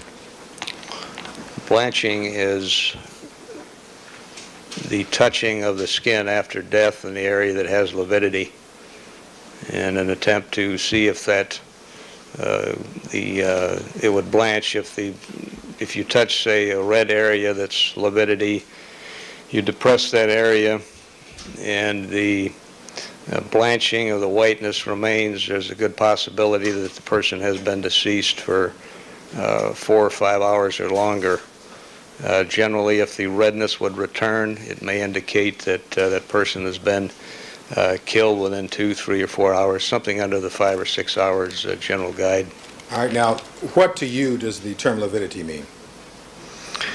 Lividity is the sinking of the blood in the human body subsequent to death to its lowest point caused by a gravitational pull. And if you have a fair-skinned individual, it might show up more than if it's somebody who has darker skin. Is that a fair statement? Well, it would depend.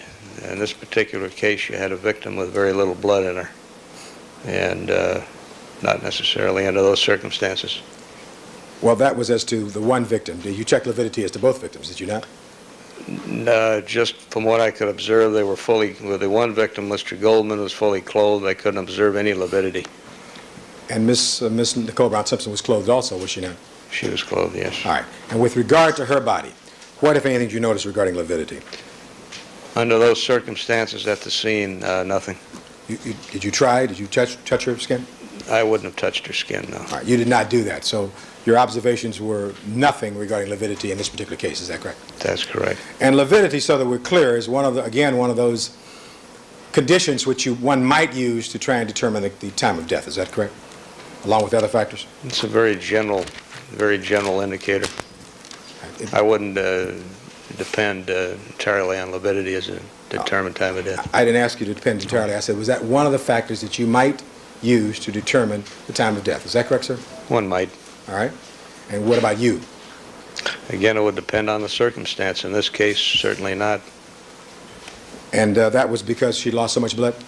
Because she lost so much blood, there was no lividity that I could see, certainly on the back portion of her or her legs that were visible. But you'd made no palpable or no touching of that body. Is that right? I did not touch All her. right. Have you ever read a book put out by the National Institute of Justice Research Project entitled Identifying Plant Food Cells and Gastric Contents for Forensic Investigations, a Laboratory Manual? You ever read that? No. By Bach, Lane, and Norris? No. Have you ever read any publication at all about how stomach contents might be used to determine the time of death in individuals? Read Lemoyne Snyder's homicide investigation that addresses that particular thing, but again, it's just one general indicator. And Lemoyne Snyder, when did you read that last? I've referred to it several times over the years. When did you read it last? Read it from cover to cover several years ago. When was that? Gosh.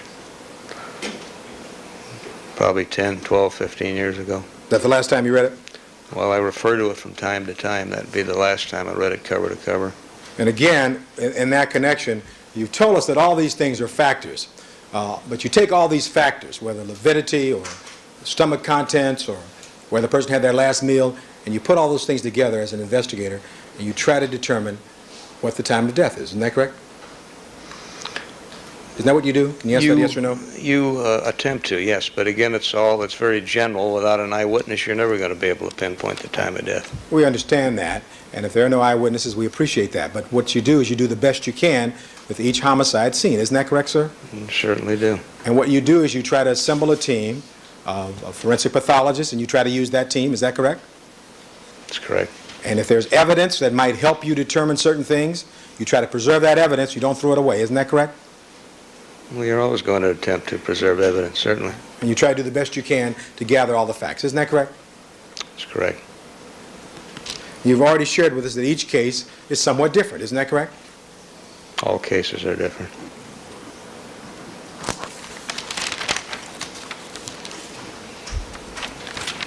Now, yesterday you described a term which you believed you call it a cast-off. Have you ever qualified as a blood splatter expert in any court in Los Angeles County before? Yes. How many times? Twice. And where was that? In federal court once, and in the court of Judge James Basque, LA County Superior Court. And when was that? Approximately 4 years ago, perhaps. Do you remember what the name of the case was? Yes, it was the Kowal. Kowal was the victim. It was the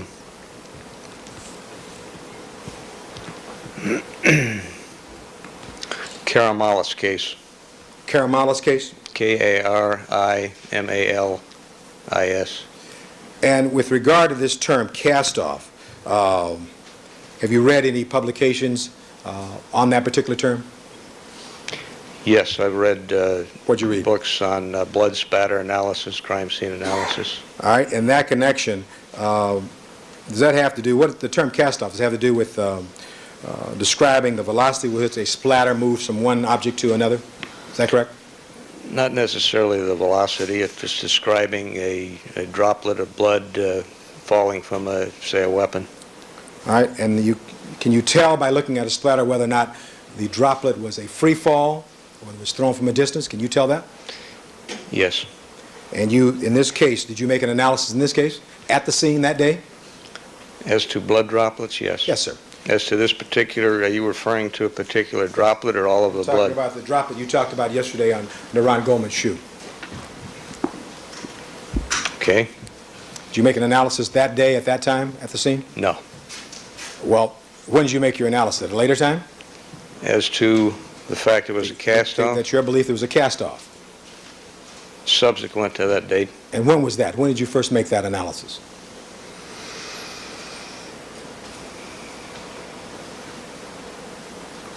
I believe after information became available as to the identity of the blood that was contained.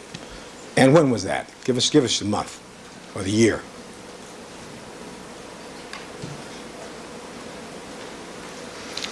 Might have been September, October last year. 1994? Yes. Now, it's true, is it not, that the condition of Mr. Goldman's shoes changed after they were bagged by the coroner's office? So there were more blood on those shoes after they were bagged and taken to the coroner's office than there were before. Isn't that correct? I wasn't aware of that. You're not aware of that? Have you seen any pictures that would indicate that? I wasn't aware of that.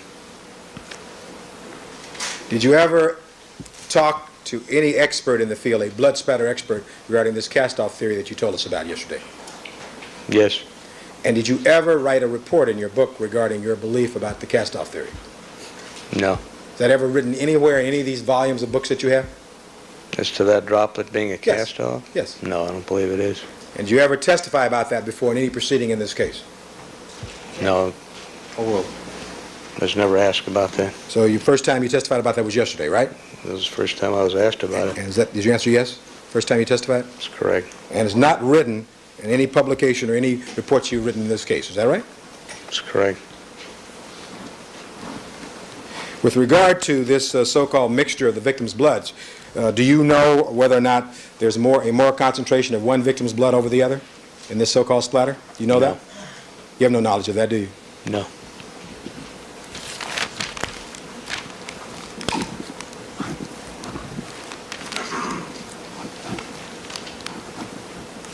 Now, you talked to us yesterday about the bodies being in a rather close area and that the evidence was close to the bodies, or the evidence was right around the bodies. You recall that?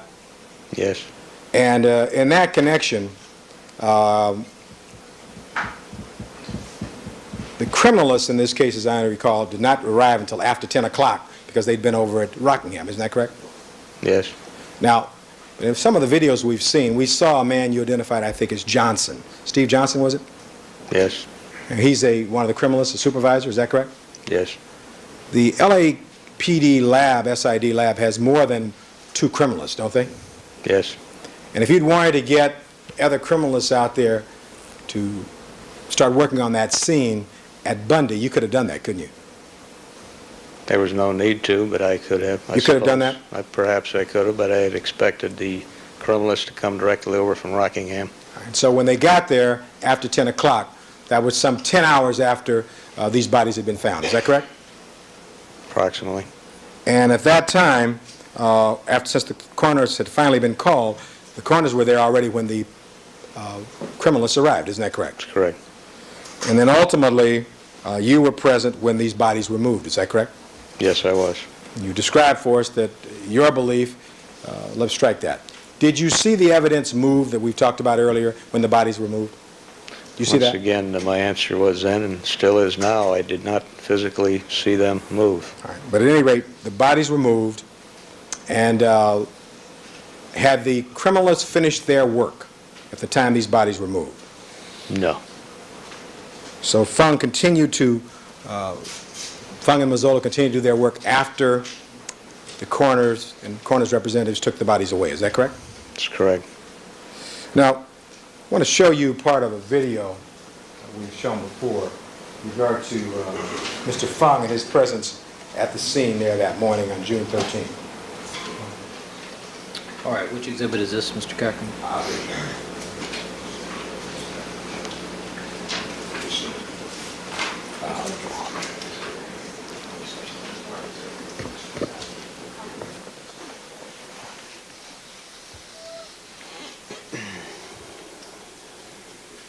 It's 10:43, I'm advised, Your Honor.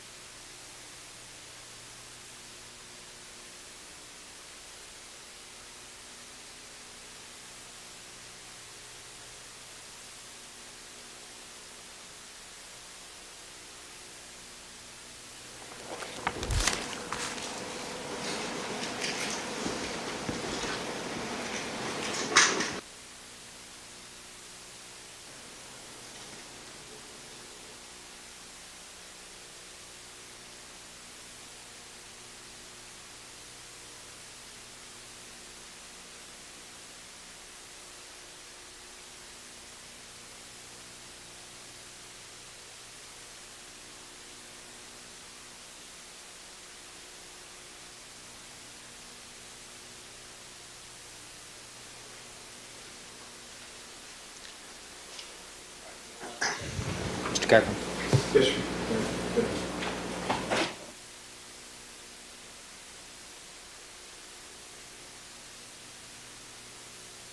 If you want to stand up and stretch for a moment, please feel free to do so. The audience can too as well.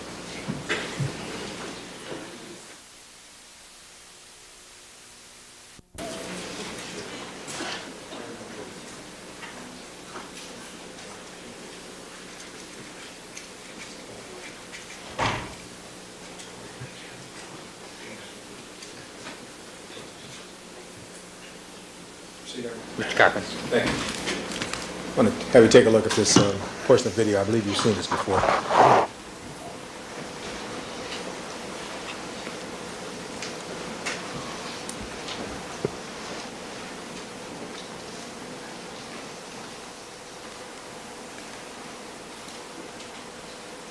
Now, just that gentleman there with the, now, stop it right there. Now, the man who's coming out of an area that you just went into, who is that? It's Mr. Fung?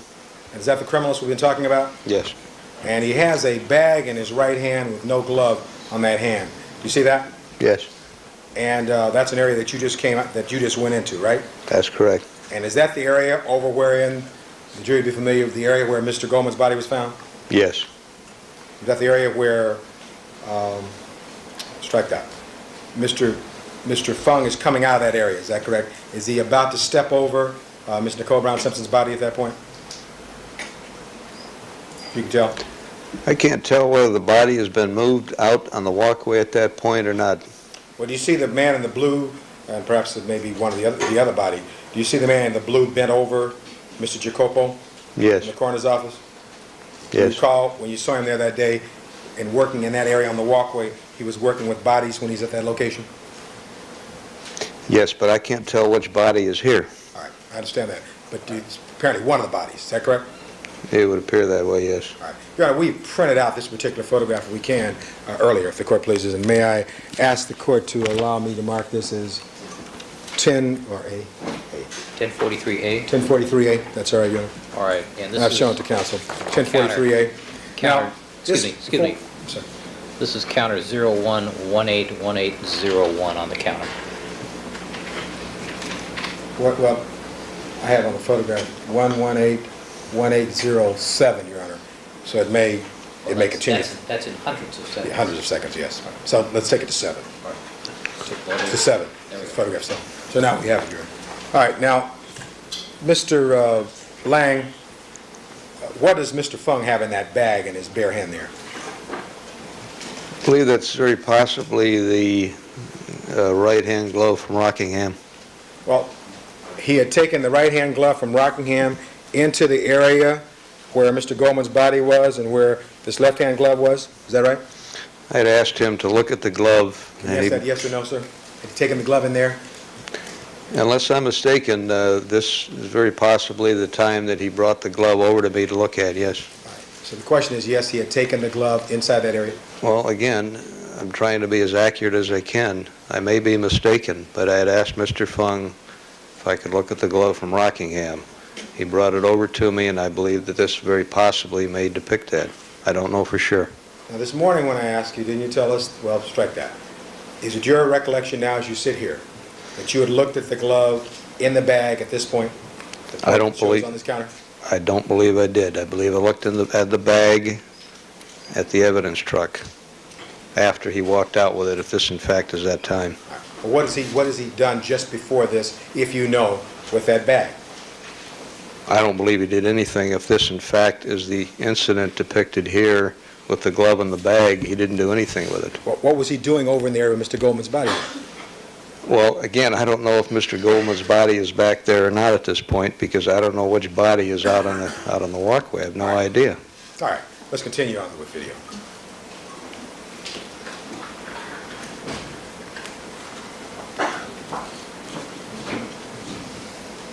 He apparently stepped over something. Did that refresh your recollection? He may have stepped over one of the bodies at that point? Yes, Fung? Yes.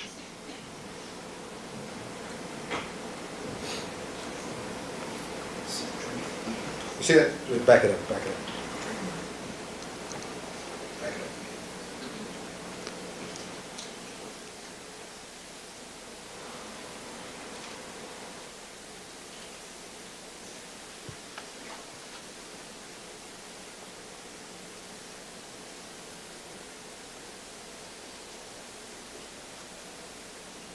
See that, can you see that drink? Somebody having a drink in their hand there? See Appears to that? be a cup in someone's hand, yes. A cup at 11834.29. That's a violation of the rules you told us about the other day, isn't it? I don't know where he's standing. If I had seen that, I wouldn't have allowed it on the scene. I don't know if the cup is full, if it's empty, and I have never seen that cup at the scene. Well, you see the scene, you see the cup at the scene now, sir? Yes, I do. All right, and that's, the question was, it's a violation of the rules you told us about yesterday. Isn't that correct, sir? I would not allow that on my crime scene. That's my same answer. That's Well, correct. I'm saying, do you see yourself up at the top? Never mind. Proceed. Okay. Do you see yourself up in the upper right-hand portion of this photograph? I'm not looking for cups, Mr. Cochran. I'm saying, do you see yourself at the scene, Detective? Can you answer the question, please? I'm trying to. Okay, would you answer? Do you see yourself on the video here? Yes. All right. Now, do you see the cup on the video? Yes, I do. All right. And that's a violation of the rules you told us about, right? That's correct. Do you know whose hand that is? Who had No. that cup? No. Continue on.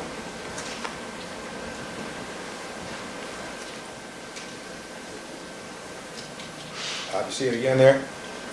Yes, Mr. Cochran, I saw it again.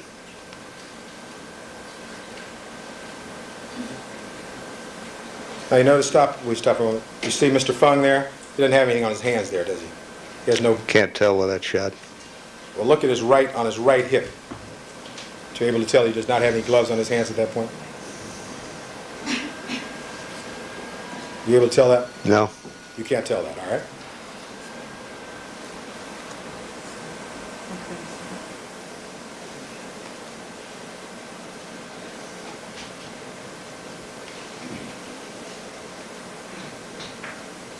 Continue on.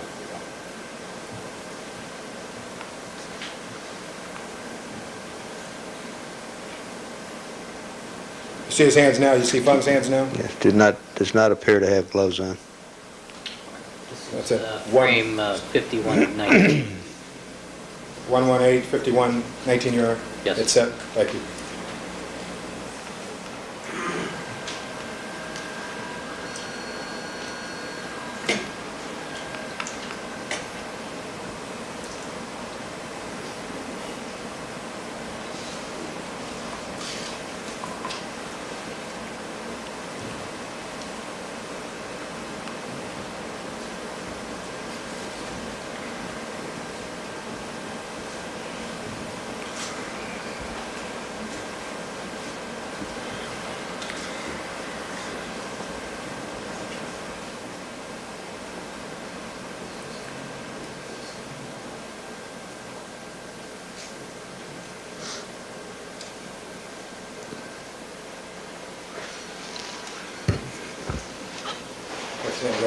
There's another video that rather than show it, I think we showed it earlier, I want to just approach the witness and ask him to identify, and then I'll put it on the Elmo if the court will allow. You have shown us to counsel, so I'll mark this as defendant's next in order. This is what? 104-3B. Shown it to counsel here. 1043B. Now, Detective Lang, I'm going to place before you this photograph. It's a print, actually, from the video. Do you recognize the gentleman depicted therein? Appears to be the photographer. Is that Mr. Rokar? It looks like Mr. Rokar, yes. And in that photograph, can you see his camera there? Yes. His right shoulder? That's correct. And you see the line still up so that the crime scene is still intact at that point? Yes. He's inside the crime scene? Mr. Rokar's inside the crime scene?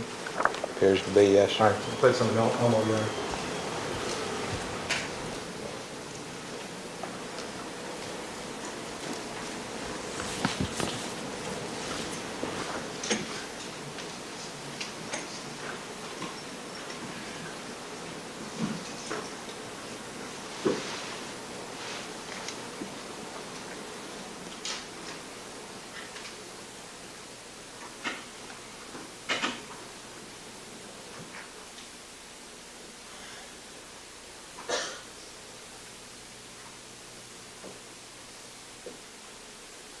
Now, that's a photograph of the photographer in this case, is that correct? You see his camera in his right hand, do you not?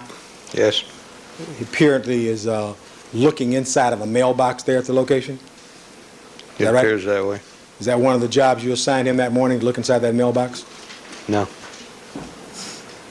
He may have been looking inside that mailbox to take a photograph of mail, however. He may have been doing any number of things, but what we have is the photograph. Is that correct, sir? When we have a photographer at the scene, we generally ask them initially to do orientation shots, and we do not supervise each and every one of them. I would certainly expect my photographer to show that initiative, and in this case, he appears to be showing that initiative. He's showing you lots of initiative. Is that right? He's showing me the initiative that he's looking in that mailbox, and if there were mail in there, I'm sure he'd photographed it and told me about it. Have you seen any photographs of mail in this case, sir? He would have known unless he looked. Can you answer one question? Did you see any mail in that mailbox? No. All right. And then with regard to that, you had a report about him opening the mailbox to look inside the mailbox. No. And you didn't know anything about him doing this, so you saw the video, did you? That's correct. And do you know whether or not that mailbox had been dusted for prints before he did this? I have no idea when this particular photograph was taken. You have no idea whether he did this totally on his own, do you? I believe, to me, it shows initiative that he did it. I have no idea when it was done. That's not what I asked you, sir. Do you have any idea whether you have no idea when he did this, right? That's correct. And you not told him to do this, is that right? No, I didn't. The first time you became aware of this is when you saw this photograph, right? Once again, that's true. Do you know whether or not that mailbox had been dusted for any kind of prints at that point? Same answer. I have no idea when this photograph was taken, so I can't give you that answer. Well, thank you. Your Honor, we've marked that exhibit, if the court pleases. And I would like also to mark 1043C is the photograph of the arm with the cup in it, which was at 11834.29. I placed that on the 1043C. 1043C, and we'll pass that on, Your Honor. Now, with regard to this white sheet or blanket that we saw this morning and we've seen before, you have seen blood on that sheet and blanket. Isn't that correct? Did you not? Yes. And that blood came from Miss Nicole Brown Simpson's body, or an area of her body? Yes.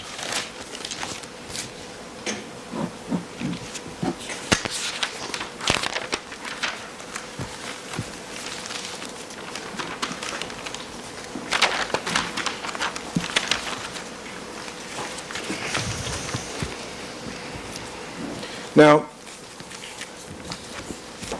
you alluded to, I believe this morning, the fact that there had been a walkthrough which you had participated in with the defense, I think in August, on about August 27th of 1994. Do you recall that? Yes. And at that time, a knit cap was pointed out to you.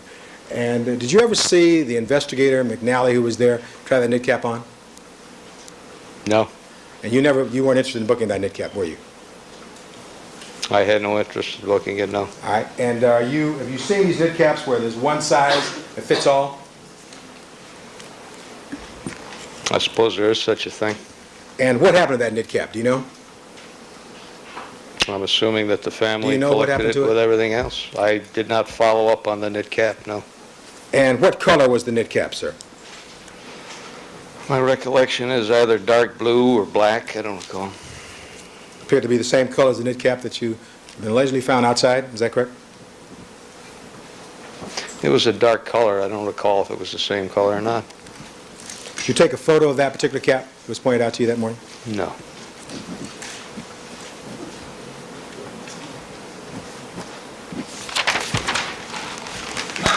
Now, with regard to the children, we talked about this briefly. The police officer Vasquez overheard a statement wherein Sidney Simpson was speaking to her younger brother, Justin. Is that correct? It's my understanding, yes. And that statement is in a report provided by Vasquez. Is that correct? I believe so. And the subject of that statement deals with a phone call that their mother had received that night. Isn't that correct? I don't know if it involves a phone call. I thought it involved an overhear on the part of Sidney. I'm not sure, though. I haven't reviewed it in some time. An overhear of a phone call, sir. Isn't that correct? Objection, Your Honor. The subject matter you're not here, sir. What's the objection? Sustained. Asking about the subject matter, Your Honor. That involves hearsay. Sustain. Or did it involve a overhear of a conversation? Objection, Your Honor. That's not a hearsay. The That's overhear of a not the conversation is not subject. What hearsay. what went on is... Yes. Did it involve an overhear of a conversation? Telephone believe it conversation? I believe it did. When's the last time you've seen Vasquez's report? When you showed it to me in court several days ago, All right, and she's still with the Los Angeles Police Department? I don't know. You don't know that? I don't know.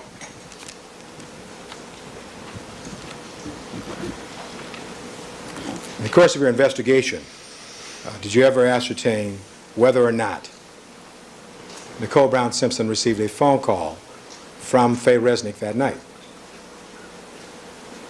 I did not have that information, no. With regard to your theory of this not being a drug killing, would that ever be relevant to you, given the facts I gave you before regarding Faye Resnick, and whether or not there was a phone call from Faye Resnick at about 9 o'clock or thereafter on the night of June 12, 1994? Would that have been important to you as an investigator, from Faye Resnick to Nicole Brown Simpson? Yes? That would be important to you? Well, I'd like to talk to Faye Resnick, not because I thought it was a drug-related murder, but anyone who spoke with the victim I'd be interested in. Well, you talked to her at lunchtime today without giving us that conversation. That's the first time you've talked to her since you read the book? I think he's already answered that question. The book, Your Honor? I don't think I've asked that question. Said he read the So- book when it first came out, and he told us about talking to her this afternoon. He's already told us about this. All right, there we go.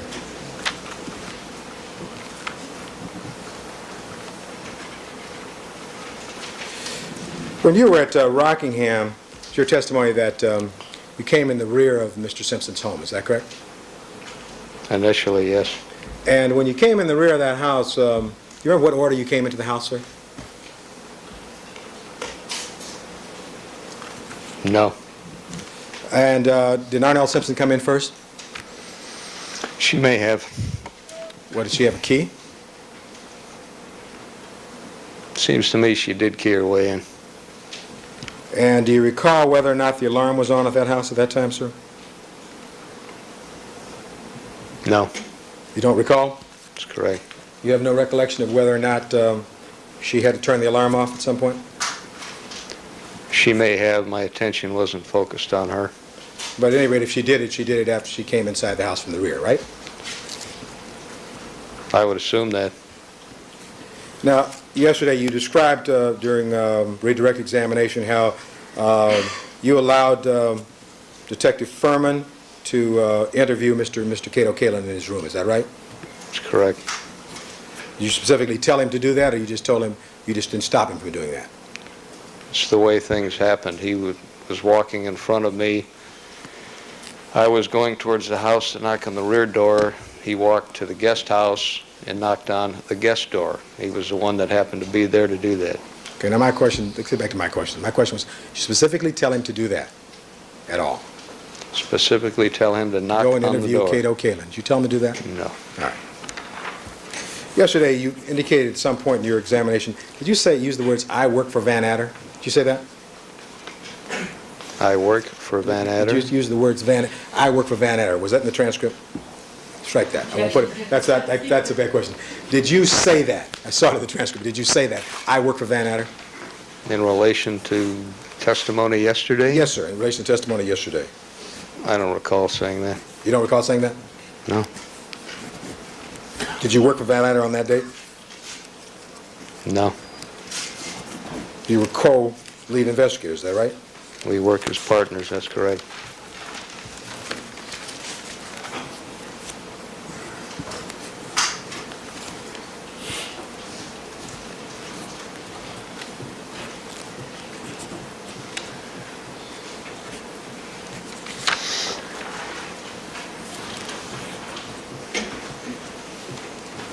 You were asked a series of questions yesterday by Ms. Clark about, I believe, candles and the state of burning of those candles. And so that we're clear, there are no photographs of these candles to assist us now as we look back to try and determine how much they burn. Is that correct?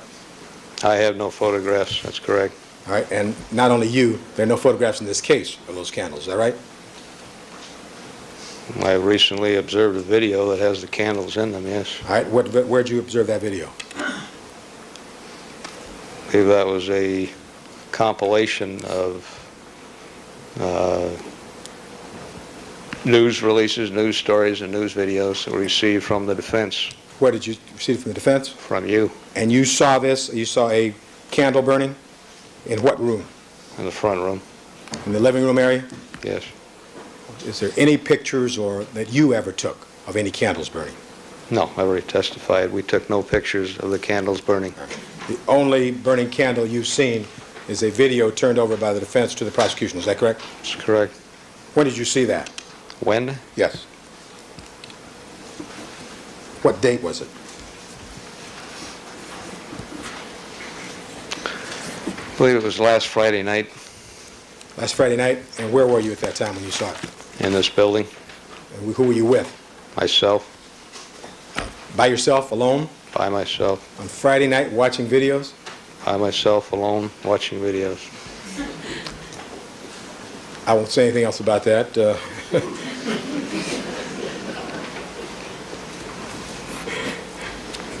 And you... Excuse me. Thank you. I was asked to do it. All right, you asked to do it by Ms. Clark? Okay. Well, explain that, huh? And who asked you to do that? Ms. Clark? Ms. Clark? All right. Did she watch any of those videos with you? No. Now, yesterday, Ms. Clark went through an attempt to try and explain the 115, 116, 117 photo ID numbers and the evidence numbers. Do you remember that? It Well, is. It well- is. It is. Attempt? Well, okay, I'll take out the word attempt. Yesterday, Ms. Clark asked you some questions about 115, 116, 117, and the photo ID numbers and the numbers assigned to evidence in this case. Do you recall that? Yes. As I understood what you indicated to us, you said that the answers to the difference between the photo ID numbers and the items that were assigned to evidence are located in the voluminous 30,000 pages of reports in this case. Is that what you basically said to us? I'm asking you. It states the evidence. What, dear? States the evidence. Well, didn't you say the answer to the 115, 116, 117 was contained in the reports in this case? Did you say that?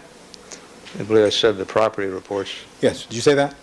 And among the reports in this case, there are how many pages? It states the testifying. Overruled. Among the reports, Overruled. okay. Among the reports in this case, how many pages are there altogether, if you know? Property reports and all reports. Objection, that's irrelevant. Overruled. As to the entire investigation, Yes, sir. several thousand. Several thousand? Yes. You heard the term 30,000? I don't know if there are that many. At least not generated by the police department. After the case was filed, of course, there was a lot more that went on.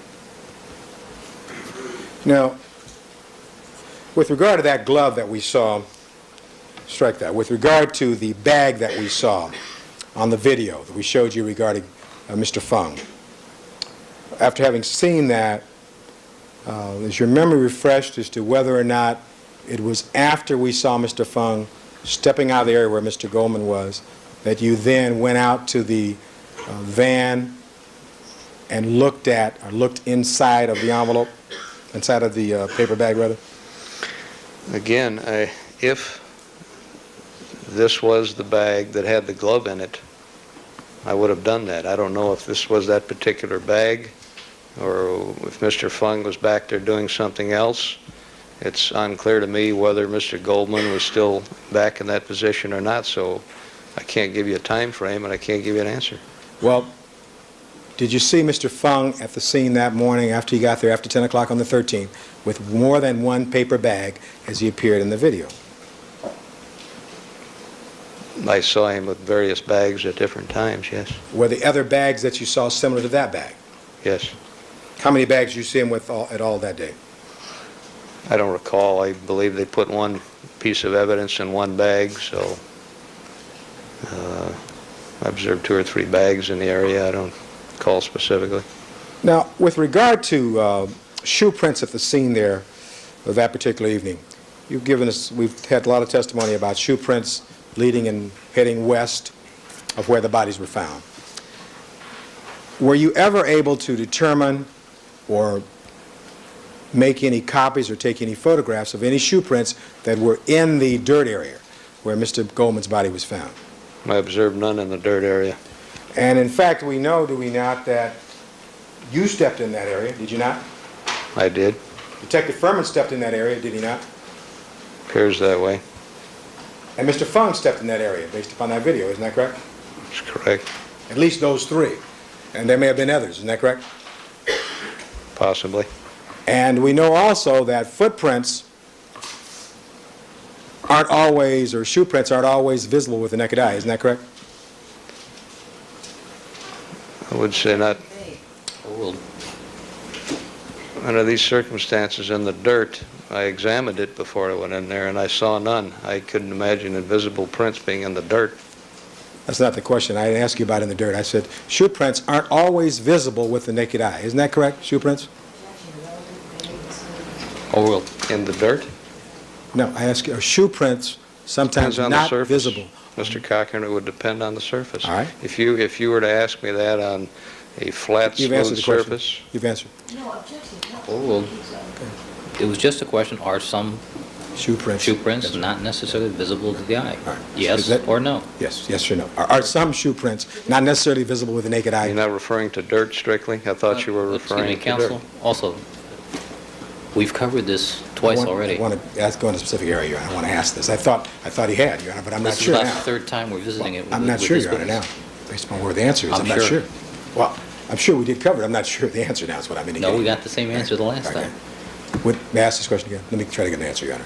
Quickly. Are footprints and shoe prints sometimes not visible in the naked eye, depending upon the surface that they're on? Yes. All right? And with regard to the area of the dirt in this case, did you take any photographs or any photographs taken by you of any possible shoe prints that might be in that dirt area that morning? There were none there, so there's no reason to take photographs. So you didn't take any? You didn't take any photographs, is that right? There was nothing to take photographs All of. right. So that if Mr. Goldman's assailant had stepped in the dirt and there were no shoe prints, and he left out like you did and walked along that walkway trying to avoid the blood, there'd be no shoe prints for you to see. Isn't that correct? I don't know. I saw none in the dirt. Well, that's what you did, is it not? You stepped in there and you stepped out, tried to avoid any bloody shoe prints, did you not? I did. And since you weren't there, you don't know whether or not Mr. Goldman's assailant may have done that same thing. Isn't that correct? Objection. I'm asking you. I have no idea what his assailant did. Just like you have Other no than idea of whether the or not... assailant, may I finish? Hold on. Mr. Cochran, let him finish the answer Thought he was finished, Your Honor. before you start answering. Thought he was finished. The evidence clearly shows that the suspect went the opposite way because of the bloody shoe prints west on the sidewalk, not east on the walkway. Well, sir, if you couldn't see the prints, how do you know that? You were not there. I did see the prints. There were But bloody shoe prints. If I there saw was, them. if there were shoe prints that were not visible with the naked eye, how would you know that? You were not there. That's argumentative, counsel. All right. Now, in that connection, yesterday when you told us that Mr. Goldman was surprised by this attacker, that's a theory of yours. You were not there. Is that correct? It's correct that I was not there. All right. And that's your theory, is that not? I believe there's a possibility that he was surprised, yes. All right. That's a possibility. It's also a possibility he wasn't surprised. Isn't that correct? The indicators to me are that he was, but again, as you stated, I wasn't there. I can't say. And with regard to whether or not Mr. Goldman struck his assailant or assailants, you don't know that either, do you, sir? You can only tell us what your theory is. Is that I correct? can only interpret the evidence that I have for you. All right. And the evidence you have, you shared with us, and you're part of the prosecution team. Isn't that correct? I am, yes. Now, you talked about yesterday taking a statement from Mr. O.J. Simpson. You recall that? That's correct. And when you talked to Mr. Simpson, he was cooperative, was he not? That is a subjective thing. He was cooperative to the extent that he sat down and spoke with us. But He didn't have to talk to you, did he, sir? Objection. He's not finished his I answer. thought he was finished. You may continue. Oh, that's... I don't believe he was cooperative in being entirely forthcoming with me. That's, again, your opinion, isn't it? Which you're giving us all day today and yesterday. That's your opinion, right? That's argumentative. All right. Well, there's a tape recording of this interview. Overruled. All right. There is a tape recording of this interview, is there not? Yes, there is. It's about 33 minutes, is that correct? That's correct. The beginning of that interview, you tell him that he doesn't have to talk to you. I think, Your Honor, that this part, I'd like to be heard with regard to this part. Well, we're beyond the scope of redirect. I'd like to leave of court with regard to these series of questions, and I'll be wrapping this part up. Virtually, counsel wants to make an argument. All right.